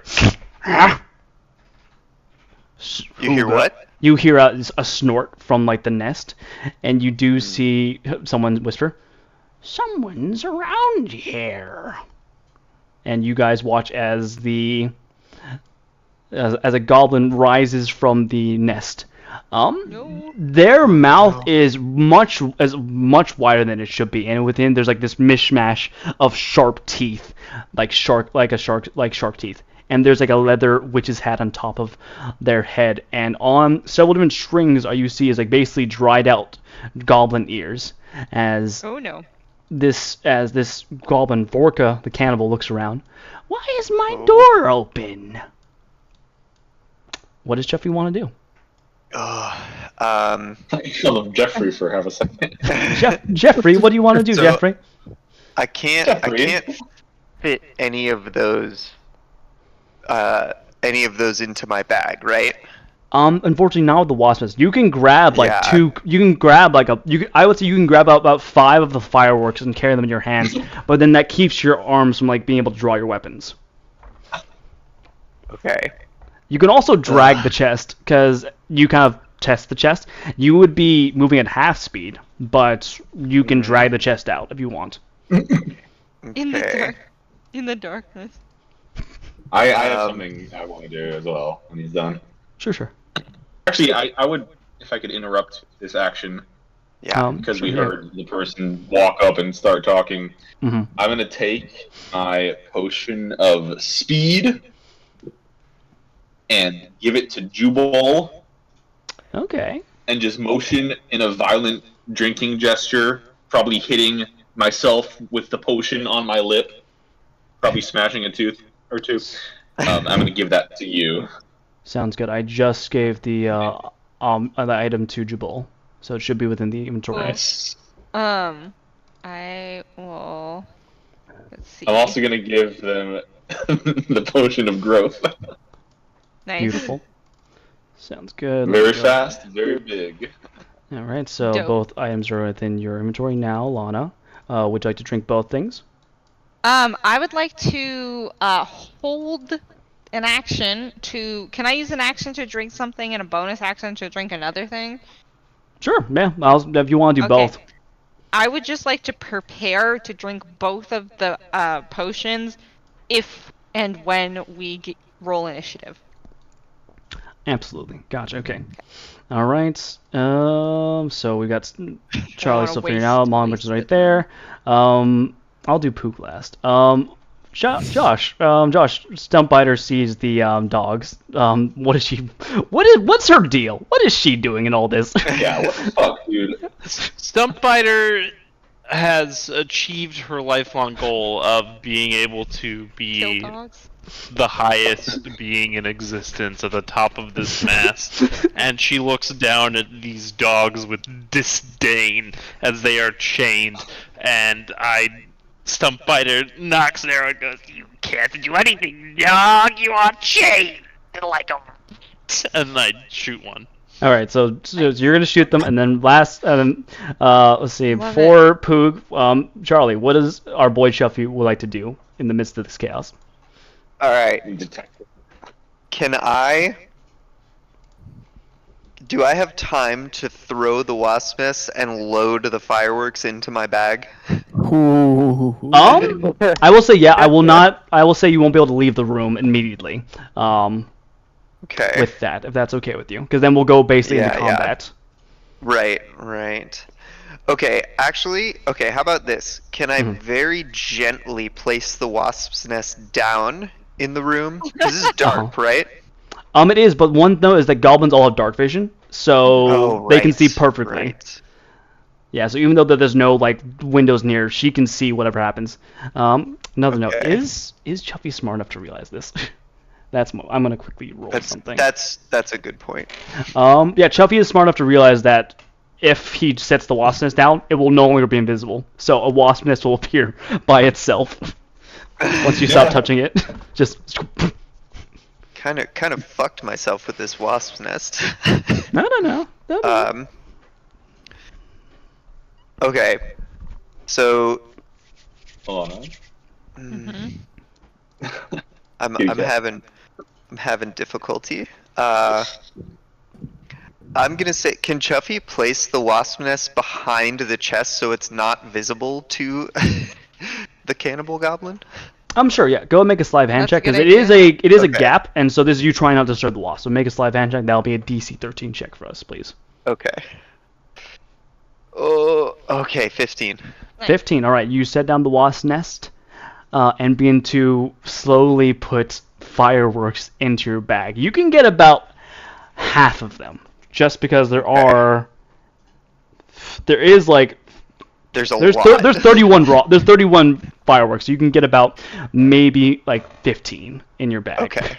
Cool. As you begin to put them in there. Okay. All right. Okay. And we're gonna finally go to Poog.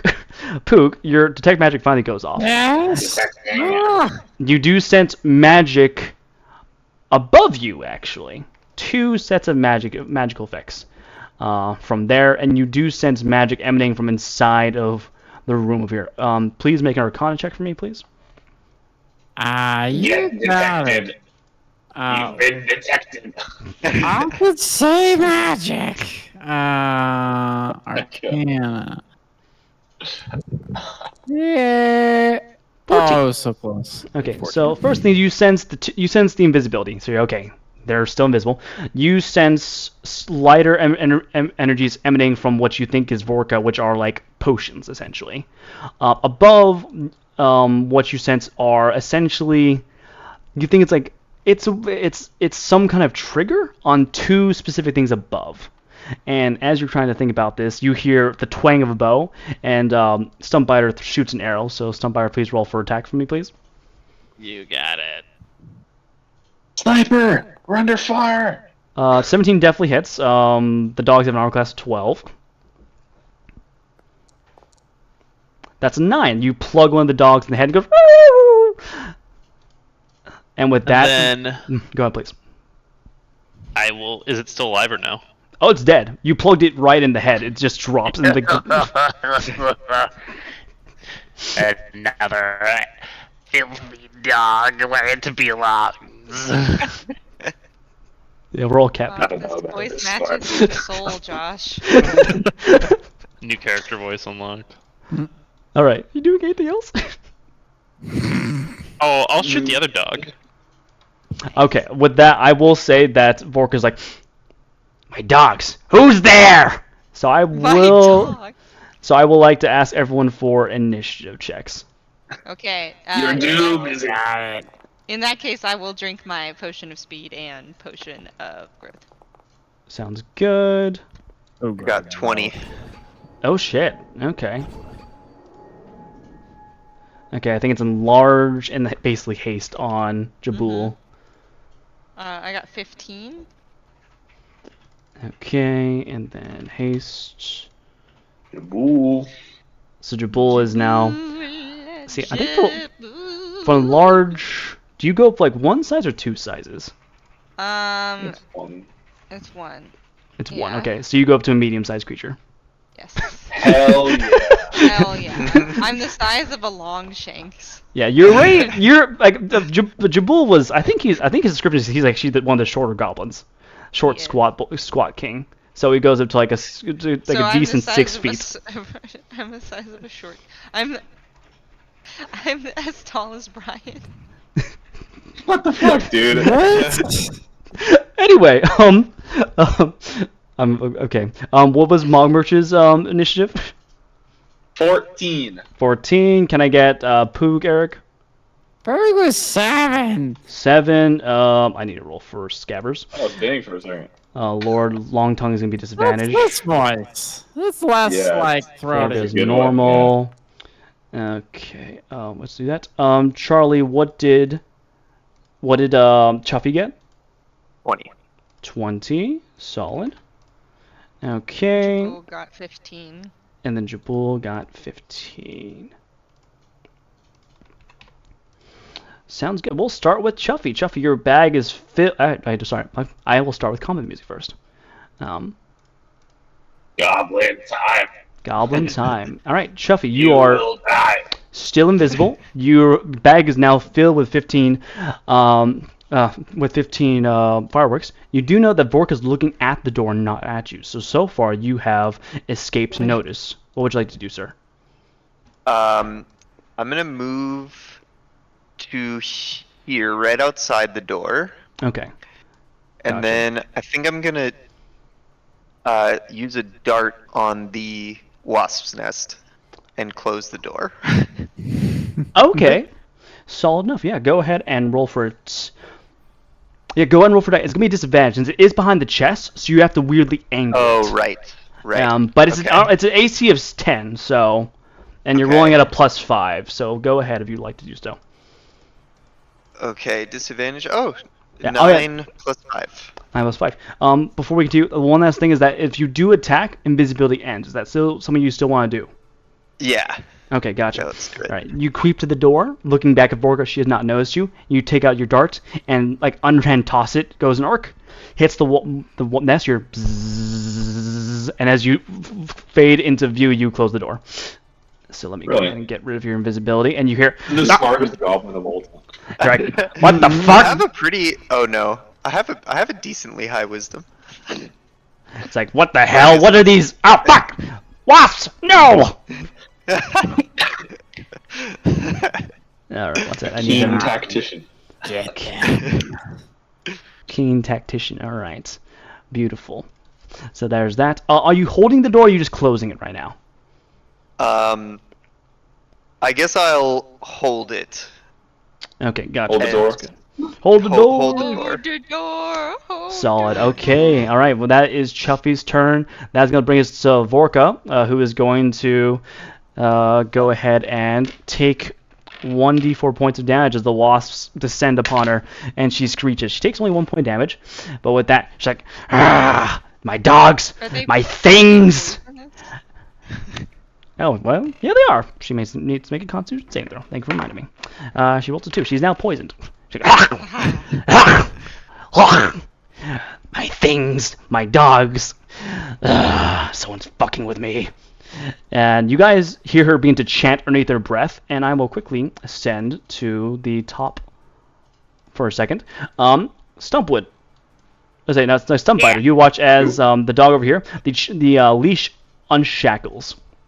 Uh-oh. Well, but 3 feet up on the top of this mast. there's that. And you also hear, here it's like, Cuddles, come to mama! And you hear a loud booming woof come from this the top section of the boat over here. And I need to include Cuddles in the initiative right now. Cuddles? Cuddles. All right, and then Vorka is going to, and I'm going to send back down to your guys' level for a second, and Vorka is going to run to the door, run over next to the door, but she cannot. She use her action to do something else. Bring us to Jabul. Jabul, you are now a short king. The door is being held by Chuffy, but you do hear Vorka banging on the door. So what would I will Jabul want to do? also hold the door. Sounds good. Okay, you put one meaty hand on the door. So essentially, you guys can either roll separate athletics checks in the event that Vorka tries to open the door, or you can give someone advantage. I already have advantage on my strength checks. Actually, sorry, I would like you. Oh no, I need to be in combat. I already have advantage on my strength checks and saving throws because of enlarge. So. Oh, okay. We should just do it separately. Solid. Okay. Sounds good. All right. Did you also want to rage, or did you want to hold that for something else? I'm gonna hold that because I'll lose it if I don't get attacked. So. Okay, simple enough. All right, gotcha. That's going to bring us from Attack. Jabul to Stumpbiter. Let me change the map for Stumpbiter so Stumpbiter can see what she's facing up against. There's a free dog now. Right there, and yeah, this dog is free, and then you hear a loud bark from this structure over here. What would you like to do, Stumpbiter? Joshua, I guess. I would like to. What do I want to do? Oh.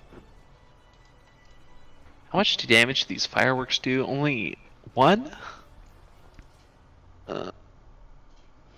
Yeah, well, the thing about that is that once you light it as an action, it basically fires off without you having to use an action. And it does only 1 damage, but there's potential of blinding the target as well.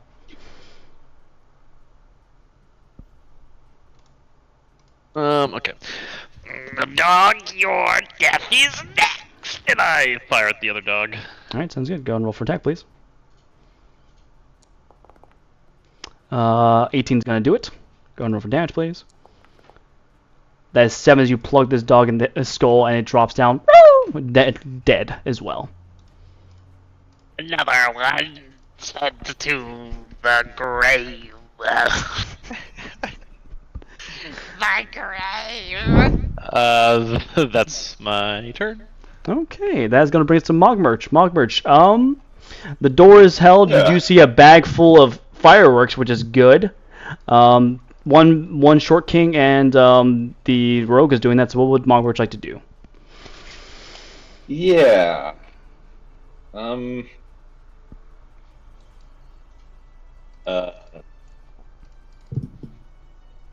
there any windows in this little room? There are no windows there, so you can't see into it, but granted, Vorka can't see into it either, and there's only one way for her to get out, which is the door that's being held by your allies. Okay. Yeah. Man, what I want to do is douse her with acid, but I'm unable to do that. You can have your friends basically open the door and allow for you to do it, since they are controlling the door, and then they can shut it immediately afterwards. No, that goblin is way too scary for that chance. I'm gonna move back over here. Mm-hmm. It's RP flavor. I'm gonna pull out a vial. It just wasn't fire, no poison. Yes, acid. Hold it up. Hold my action. For if she comes barreling out of here, I'll throw the vial of acid at her. Sounds good. Okay, gotcha. That is going to bring us That's to Poog. Poog, your detect magic is still going off. You can still sense magic, but situation's mostly handled for the most part. What would you like to do? Poog will go up and touch Stankrush, casting guidance on them. Do you want to cast on the spire, or do you mean to cast it on Chuffy? On Chuffy. Okay, gotcha. All right, so you feel the warm glow of almost fire upon your shoulder, Chuffy, and look over to see Poog casting guidance. So the next ability check, saving throw, or attack roll. Sorry, next ability check, you can add a d4 to that, Chuffy. Oh, okay. Gotcha. Chuffy All says, right. Thanks, buddy. You're welcome. You let those wasps know. All right, and that is going to bring us to Cuddles. I'm going to ascend our view to the top floor. All right. You hear bounding footfalls, somebody. You see the door of your slam open, and a big, beefy dog that is green and covered in pustule pokes out of the door, looks at you, looks at Stumpbiter, glares, and is going to leap from that structure to this other platform over here in the rigging. It leaps, lands there, growls, and is going to leap for you, Stumpbiter. Oh no. And it does make it with an 18. So you have a choice here, Stumpbiter. Not good. You can dodge, because it's going directly for you, not trying to stay on the platform. Or you could, actually, yeah, Josh, what would you like to do? Would you like to avoid, try to hold on? What do you want to do here? It's like just straight up jumping at me, yeah. Straight up jumping at you, yeah. Can I try? If I dodge, is there a chance that it's just gonna like completely miss and like fall down to like a There lower is a deck? chance, yes. I would like to try and do that then. Sounds good. Okay, go ahead and make a. We'll call this an acrobatics check.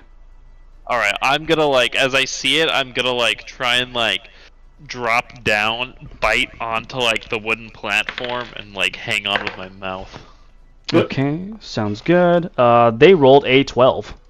I rolled an 11. That's I'm gonna enough. use my inspiration for a reroll. Is Go that how ahead, this please. works? Yeah, we're doing Baldur's Gate rules as well for that. I like it. I Oh. appreciate it. It's a natural one! But we're No. Stump Biter, you try to dodge, but the cuddle slams into you, and you both fall over here. Make another acrobatics check at disadvantage, since the dog is like, since Cuddles is messing up your descent. Oh. That's not as bad actually. So Yeah. you are going to only take half of this damage. All right. So instead of 8 points of damage, you take 4 points of bludgeoning damage, and you land here.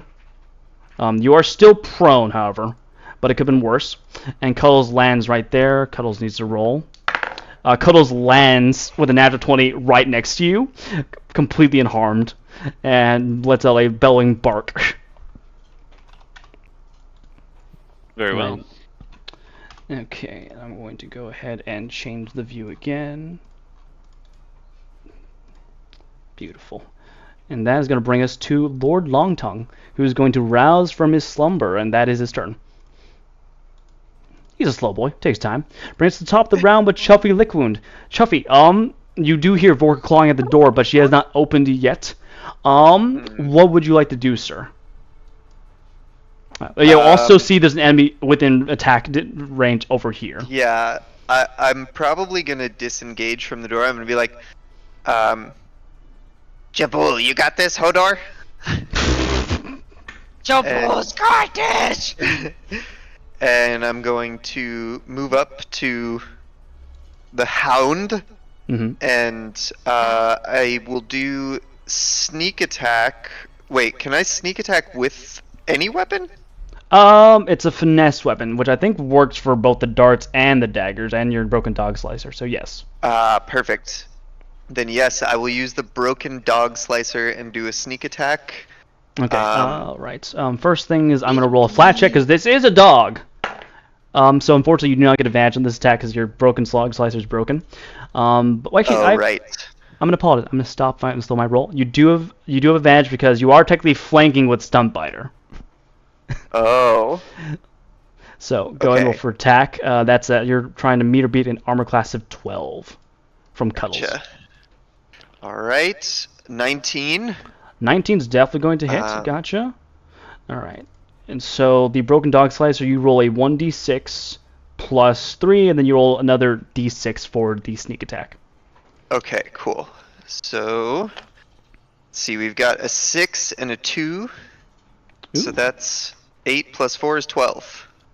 12. All right, sounds good. You stab the dog in the rump, making it bleed green and red, which that's wrong. And it rolls around to look at you, slobbering. Stank Rush lets out a screech in the spider.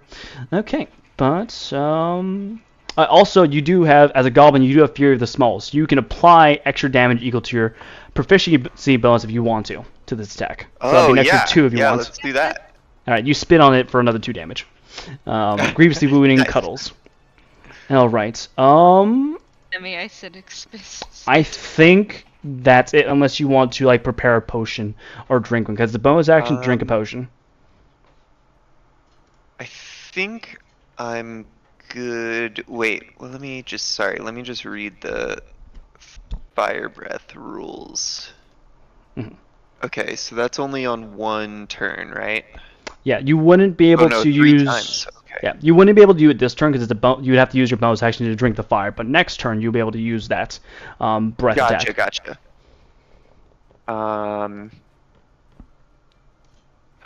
Or I think I also have nimble escape, right, which allows me to disengage. Yeah, you could definitely do that. Yeah. No, I think I'll just drink the fire the fire breath potion. Understood. Potion of Gotcha. fire breath. Yeah. Okay, sounds good. You pop the potion. It tastes like cinnamon, like Fireball, and you feel it tickling your throat. And to everyone else, you guys see that his mouth begins to glow with a burning red flame. But that is Chuffy's turn. That's going to bring us to Vorka, who is going to take another 1d4 points of damage from the wasps. She takes 3 this time, screeching, God, fucking damn it! She rolls a Constitution saving throw, which she does not succeed, so she's still poisoned. She's going to attempt to open the door. So Jabal, go ahead and make an athletics check. As she is trying to open the door versus you. She rolled terrible, so one was a natural 20, but instead she gets a 11. So Jabal, whenever you got moments, athletics check, please. Alana. Tell me I guided the wrong person? Advantage. Well. Yeah, you got a meter beat 11, boss. Oh, 16. Easy enough. You basically hold the door with one I rolled arm. a 10 plus 6. Yeah, you're basically holding the door with one hand, and you're watching. It's like thunk, thunk. It's like a child trying to open a door versus an adult. It's like let me out. But that is going to be her Can I turn. use my hasted action turn to throw a javelin at the dog thing? Well, yeah. When is your turn? Which is gonna be next because that was just the reaction. Since Vorka was trying to get at you, but it is now your turn. Yes, the dog is still alive. One thing is that I'm just gonna keep holding the door, and then I'll throw. Now I'm going to rage. All right, beautiful. My bonus action to rage. Muscles ripple. Eyes turning more red. Now I will throw a javelin at the pig dog thing. Gotcha. Sounds good. Oh gosh, I will have to. I don't get any rage damage at this level, do I? It's still 2, yeah. It's still 2? Okay. Yes, when you're raging, your advantage is melee attack weapon +2. Oh, I think it's only melee attack.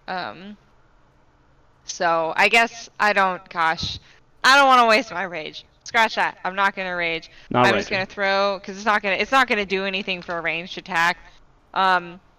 So I will move more in front of the door. And then I will throw kind of in an arcing motion one of my javelins at the dog monster. Okay, gotcha. Go and roll for attack. I'll maybe beat in 12 essentially. Cool. That was a not good. That was a not good. That was not good. 2 plus 4. That was a 6. You throw the javelin and it just lands with it's like in those movies where like the arrow hits between the legs of like a person but doesn't hit them. It does that for Stumpbiter, thunking into the deck of the ship and missing Cuddles entirely. Then I will use my haste action to throw another javelin. Sounds good. Go and roll for attack. Yeah. Meter beat an armor class of 12. Okay, cool. That is good. That's a natural 11 plus 6, so 17. 17 is definitely gonna hit. I think it's 1d6. Is that the javelin? Okay, 6 plus my dexterity. 8.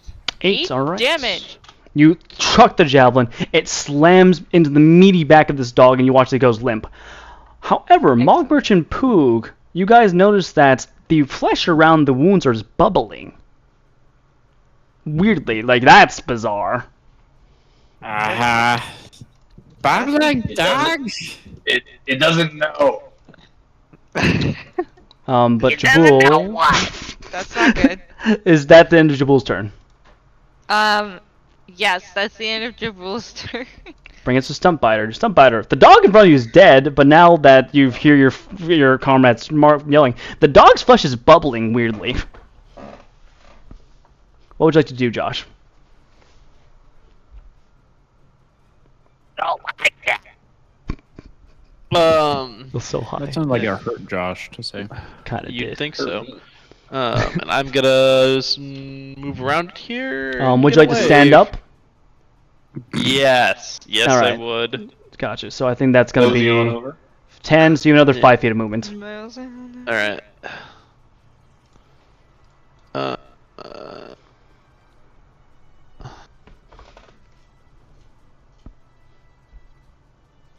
No, hold on. All right, I was here. So I've got 5. I'm gonna move 10, 15 over here. Okay. All right, who do we got? Who's Vorka's in? Oh, Yeah, the Vorka's door. inside. Yeah. Yeah. Yeah, Jabul's holding the door. I will. Hold my action to if she comes out, shoot an arrow at her. That's my turn. All right, bring us to Mogmerch. Mogmerch, looking at this dog, this is bizarre that the flesh is bubbling. Go ahead and make an investigation check for me, please, or a medicine check. Investigation 15. 15. All right. As you study this thing, you realize that this is a troll hound. Troll hounds have a regeneration similar to actual trolls, but luckily you know how to deal with this: fire or acid. Yes. I know why I came on this mission. I know why. I'm just gonna stand there, reach into the pack, pull out a I vial know of fire, alchemist fire, just chuck it straight at this accursed thing. Yeah.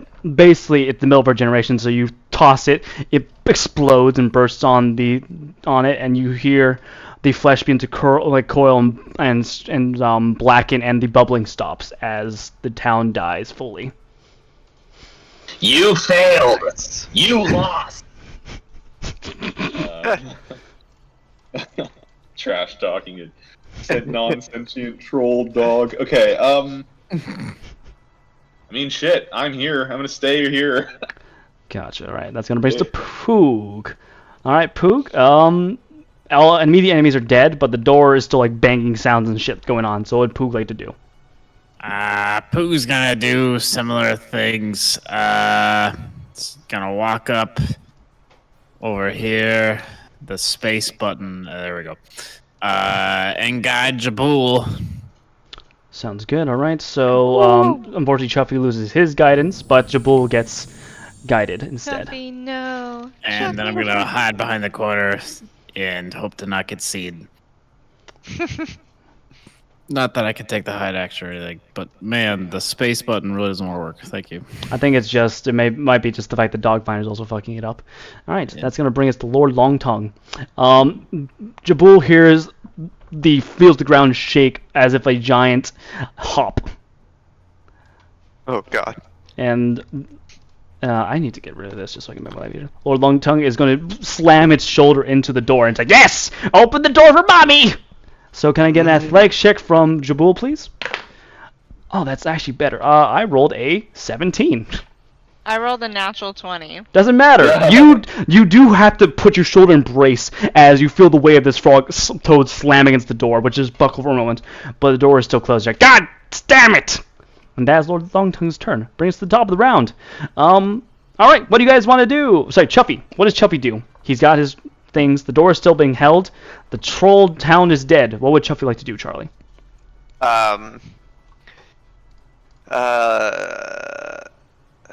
There's got to be something useful I can do.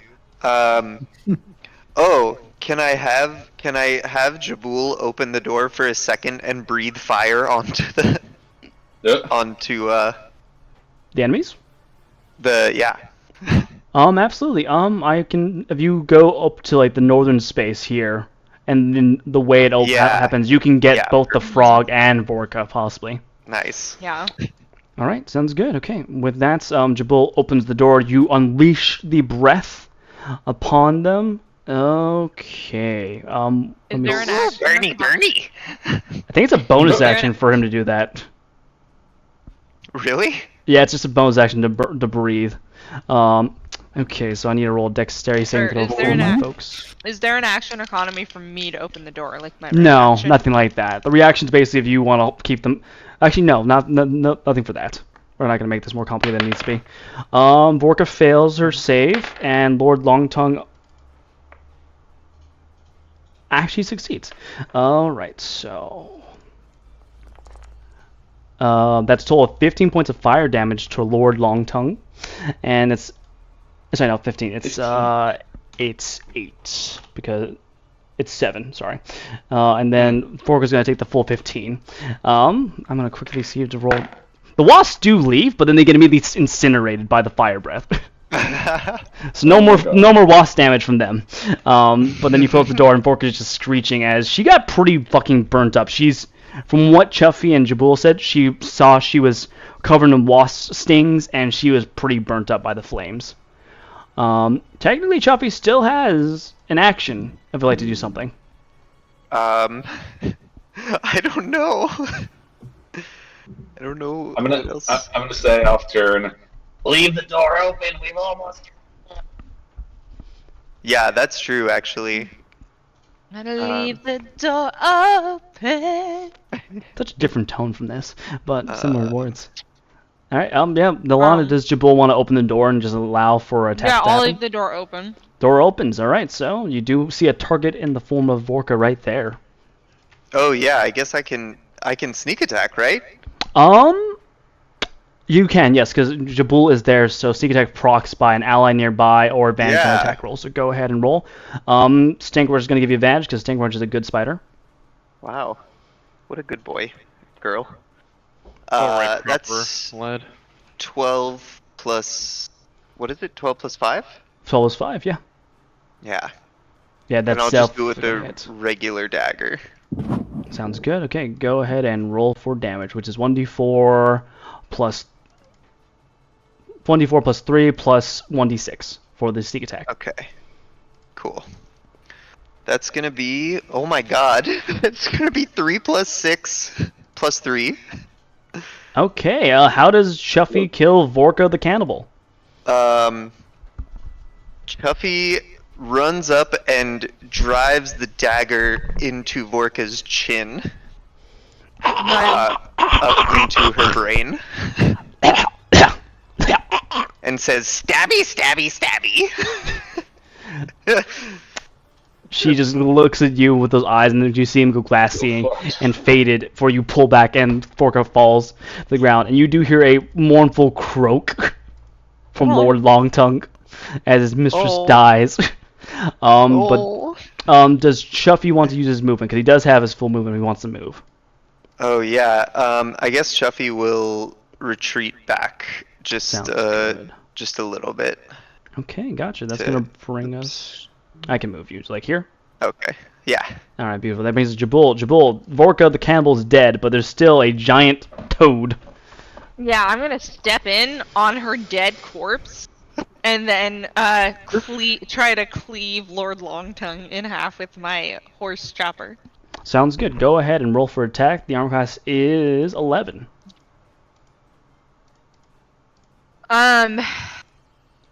Oh yes. Okay. Wait. Oh, sorry. Wait, can I use my bonus action to rage first, please? Sure, absolutely, yeah. Okay. So I would like to rage. Using strength, you gain a +2 to damage roll. Okay, wait, really quickly, I need to check in. Do I get Just roll the die. No, I did. I rolled a 4 plus 6. Wait, plus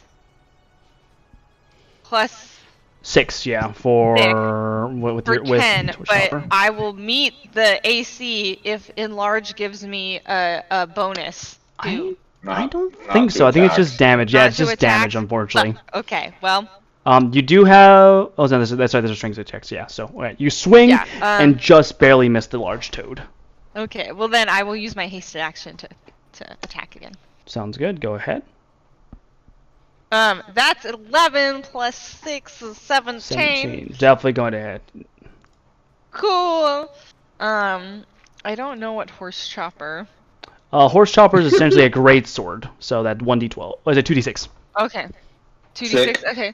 2d6, and then it says an extra 1d4 damage against equestrians and the like. Unfortunately, This this is is not a a horse. four-limbed This is not a horse. I apologize. animal. No. You're right, but it's not a horse. Fine.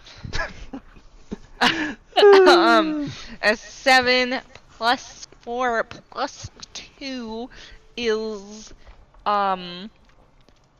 13 damage. Solid chop into the meaty flesh of Lord Longtongue, who lets another wait. more. Plus another d4 because I'm enlarged. That is correct, yeah. Yep.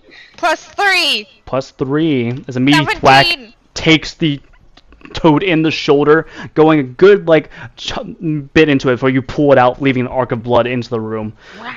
All right. Hell yeah. Anything else, Alana, before you disappear from the camera? No. All right, that's Sorry, going to I'm bring just us trying to to find the Stump cat. Biter. Stump Biter, you do see a target in the form of Lord Longtongue right there from your current position. What would you like to do? Lungton. Lord Longtongue. Well, you know, I've got one of these fireworks. And I think I'm going to fire it, and so I will. Where I close my character sheet now. I'm here, baby. Jesus Christ. Yeah. I will take, how the fuck am I gonna light this thing? Oh, I've got a tinderbox. Okay, I take some flint and steel and I'm out there and I light it off and I kind of just like aim it at him, go, hey! And God. All right. Okay. Go ahead and make a dexterity check, essentially, since you're not proficient in this thing. Against an armor class of 11. Well, that's what you need. The projectile shoots forward. Little firework hits the frog, making it croak as it takes 1 point of fire damage. hell yeah. Hell yeah. Now there's light. It doesn't take 1 point of additional damage. It Oh, yeah, says 1 point of damage and 1 point of fire. That is damage. true, yeah. So it takes 2 points of damage, as the room is now lit up by the sparklers of that is the Desdin candle. Sounds good. Anything else? Die by my hand, frog. Frog. Frog. All right, that brings us to Mogmerch. Mogmerch, Jabul's entered to fight an enemy. You can see the frog from here, from your position. So what would you like to do, sir? Oh, amazing. Yeah. I'm gonna just pick at random a vial from my pack. Let's roll to see what it is. Because it could be a smoke stick. Oh. Well, yeah. You know what? Just for fun, let's re-roll that to include the smoke stick. Okay, no. All right. Yes, it is acid. I will throw a vial of acid using all my shitty goblin points. Okay. Please make a dex save. That is going to be a 10 total. That fails. It's just 1d6. I'll roll it on a 4. All right. You guys watch as Mogwart pulls out a bunch of random things, mixes it together, and just chucks it. It bonks off of Jabul's head, lands on the toad, who lets out a croak as the 4 points of damage burns into our Lord Longtongue. Okay. Anything else, sir? No. All right. Do you That think brings it's a us. coincidence he was named Lord Longtongue? Maybe. Bring us to Poog of Zarangel. The fight is still happening. Okay. Actually, I apologize. Alana, you have guidance, so you can go. So that first attack would have hit actually, because guidance is at least a +1. Oh, No, I wait, thought no, it's a that I ability check. It's used- ability check. Sorry, ability check. I'm gonna shut. Yeah, I'm and gonna stop. I'm pretty sure that like it got used on when I did the check against the door. So- Right. Okay. I'm gonna stop. Poog, it's still your turn. If you say so. Let's see. So, the enemy is this toad, yeah? There is That I can't indeed. currently see. That is correct. Oh my god, all my stuff's covered by my stuff. Alright. No, don't move like that. Would you like me to please. move you? Do you want to be like it's here? Apparently not working. Yes. Can I? It looks like I can see the toad from here. Can I see the toad? You can see the toad. Yes. Okay, cool. Let's go ahead and throw out a sacred flame right at it. Sacred flame. Understood. Gotcha. All right. Oh, Just have this toad cornered and we're just beating the shit out of it. that is a 4 total. So that's a fair. So go ahead and roll the radiant damage, please. Looks 2. like frogs back on the menu, boys. Poog snaps his fingers. Golden flame lights up the frog as the toad as it burns with radiant flame. What else, Poog? You got this, Jabul. Watch out for any exploding flesh. And I'll move right back to where I was. Sounds good. Since I'm a salty bitch, and Lord Longtail doesn't do anything, he's gonna try and do an attack of opportunity against you. Since you're moving out of the range in that case, so he's gonna try and bite you. You do have cover, so you do have half cover, which is +2, +4. Let me look at this. Come on, I'm gonna look at this if I'm going to attack you. Come on. Cover. Okay. Alright, so you have half cover, so it's a +2 to your armor class. Okay, that is going to be, wow, of course, that's a 23, because I rolled a 19. Yeah. So that's definitely going to hit, as the frog does bite you for a total of, oh, that's the wrong die. For a total of 1d 10 frog points damage. of piercing damage, please. I'm unconscious. Poog drops as he gets bitten, and Dogfinder lets out a mournful croak. So sad. A mournful croak. Yes. Jared, what does a mournful croak sound like? Robert. Thank you. You're welcome.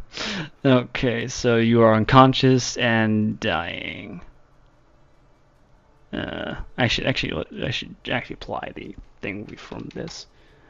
Doesn't it have a dying thing? That's weird. That's fine. We'll do that. Okay. And that is Pooh's turn. Bring us to Lord Longtongue, who turns its ire against... Huh, 1 second. I'm gonna reload my section, because I'm... Okay, we're good. It was weird. I saw black for a second, like I was looking into the void. Lord Longtongue is going to go ahead and attack Jabul with a single bite attack. Bring it, frog. That's an 8. So jaw opens up, you dodge backwards and attempt to prick it with your blade, making Lord Longtongue recoil. And is going to try and long jump away, provoking an attack of opportunity from Jabul. Haha. This is a natural 19, baby. I'm definitely going to hit with that.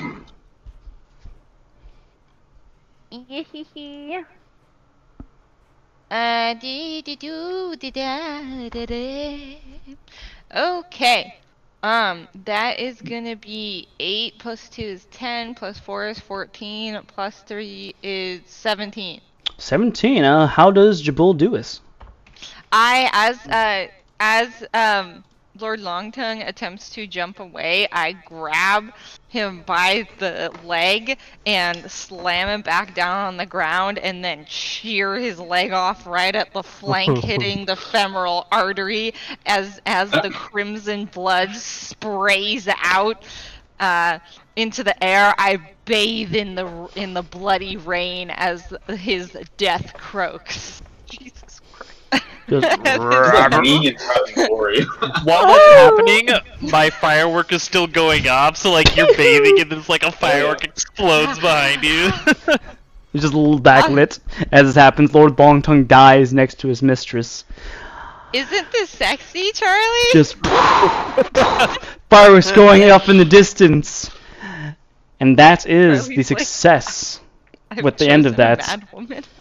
Just because I think this is funny. Eric, can you roll a death saving throw for Pooh? He's gonna be fine, but just roll one before we wrap things up. You have advantage because Dogfinder wants his master to live. Death save advantage. All right, gotcha. There it is. That definitely helped. And with that, as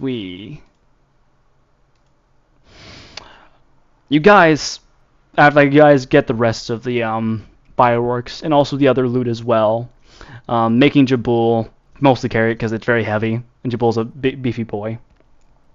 And when you guys make your way back to the village, the chief is thrilled. He's excited. His mighty girthiness, Chief Gutwad, decides that Jabal, as the beefiest of boys, should marry his daughter, the fearsomely corpulent and ferocious lusty Guppy Wartburts.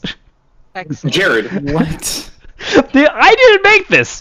This is the adventure. This is the adventure, and the rest of you guys are given prominent positions in the tribe. Mogmerch, you are dubbed master. Oh no, that's the wrong one. You're dubbed boss of Big Fire. Yeah.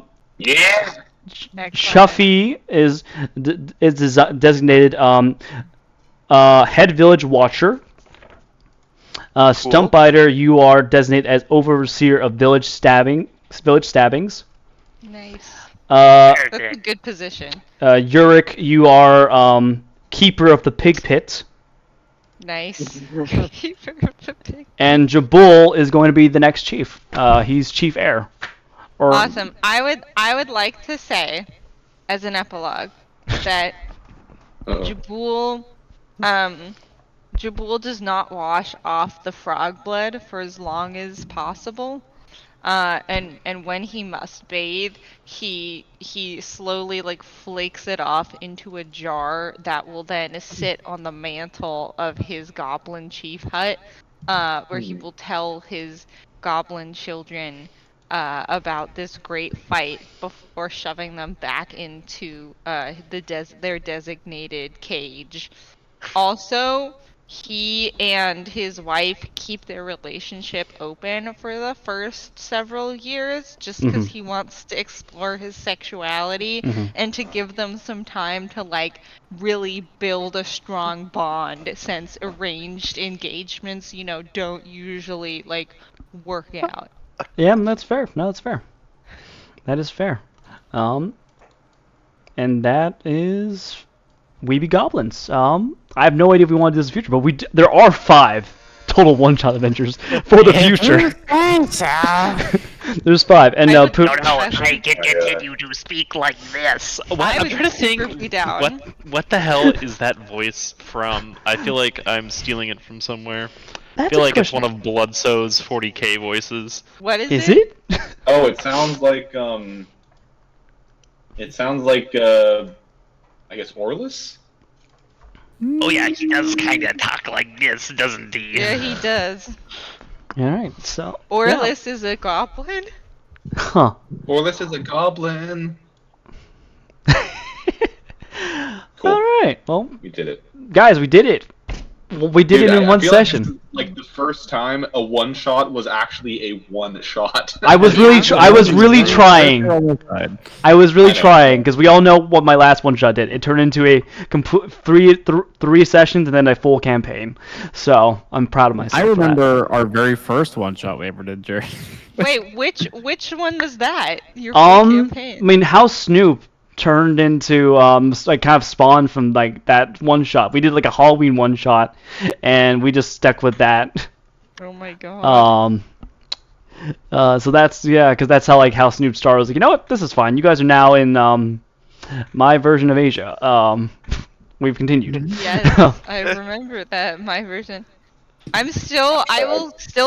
will never forgive you for moving Bowlin to the capital. That is She- fair. That is fair. Like my best shot at in-campaign PC and love, and you took it away. Yeah. I will say I think Sounds it's better about right. with romance now, at least, including, kind of. That's We'll true. see. Well, I don't know. Nah, it's okay. I haven't tried to romance an NPC for a very long time. I'm sorry. Sorry it's for doing okay. that. Yeah, but I did make a note. We've Like got a- Seti and Daniela in the campaign, so there's plenty of people to romance. Yeah, there's plenty of shipping going on. Walking romancers. I'm walking. Yeah, romance. they do have a child. They do in have the a child. campaign. Yeah. They've expressly said that there's potential to enter the polycule. So Yeah. It is possible. The Ah. D&D polycule. All right. Technically, you guys will have leveled up. But you know, we'll hold that off for We Be Goblins 2 if that ever happens. We be Oh, goblins. happy day. Yeah, We Be Goblins 2. Not with the number. Really, We be really or quickly. we be? We be like we like Weeby. WE space BE. Yeah. Not Weeby. we as in. Very quickly, can I just ask Josh and Jared? I'm going to a concert at the Catalyst on February 10th. Yeah, you just want to crash? Yeah, could I crash? I think Charlie will come too, if that's okay. Yes, I will likely be Yeah. as well. Absolutely. Who y'all seen? We're seeing the Silver Sun pickups. Oh, again? Did we? You're did seeing we them again in there? Oh yeah, that's. Maybe I'll actually make it this time. I was there, right? There was that mosh pit, and I was Yeah, getting you like were dragged there. by the women. If you want to come, I would buy tickets. I would buy tickets now because they're going up in price. Okay. Um, Yeah. Well, last time, Eric, what happened was that we were at the edge of the mosh pit, and there were these two women that kept on grabbing me, and the law is like, okay, enough of this shit. And she was basically blocking. And then some other guy in the mosh pit's like, oh, this guy is clearly uncomfortable, and he was helping. So that was good, because I was like, we did protect you. because they just grabbed me, were like pulling me back, I'm like, help. What is the happening? Silver Sun Pickups a band or like a mosh pit? It just happened last time, kind of. It always happens at the Catalyst. Actually, the last time I saw like this woman in front of me came for the opener, and then her boyfriend proposed to her at the end of it. And Wow. And I was like, that's so great for you, but it's also really uncomfortable for me trying to like see my favorite band perform in front of you with my best friend, because Baker and Jared were there. Were you there, Baker, for that? For the Zella Day? Yes, Silver Sun yes. Pickups? Yeah, you were. And that was Zella Day, right? Yeah. It was. Yeah, and like, remember I was like, I get it. This is a good time for you, but like, you're right in front of me, and you've expressly told me that you did not come for the main event, and this is my favorite band. I think it's really rude that you won't step aside. Also, I bought the VIP package, so I'm gonna go in and do a Q&A and meet them and get a bunch of merch. So I'm really excited. Why is it 100? I was about to say, I think only the VIP tickets are left. Yeah, that's Aw. 139. Yeah, I was like, why is it $139? Yeah. Well, We'll see if someone. They were 45 at the beginning. ooh, Yeah, I was gonna say, okay. that's what it looked like when I clicked on it. So Yeah, we'll see and if then- someone sells some. Yeah, and then how long ago? I think like they were like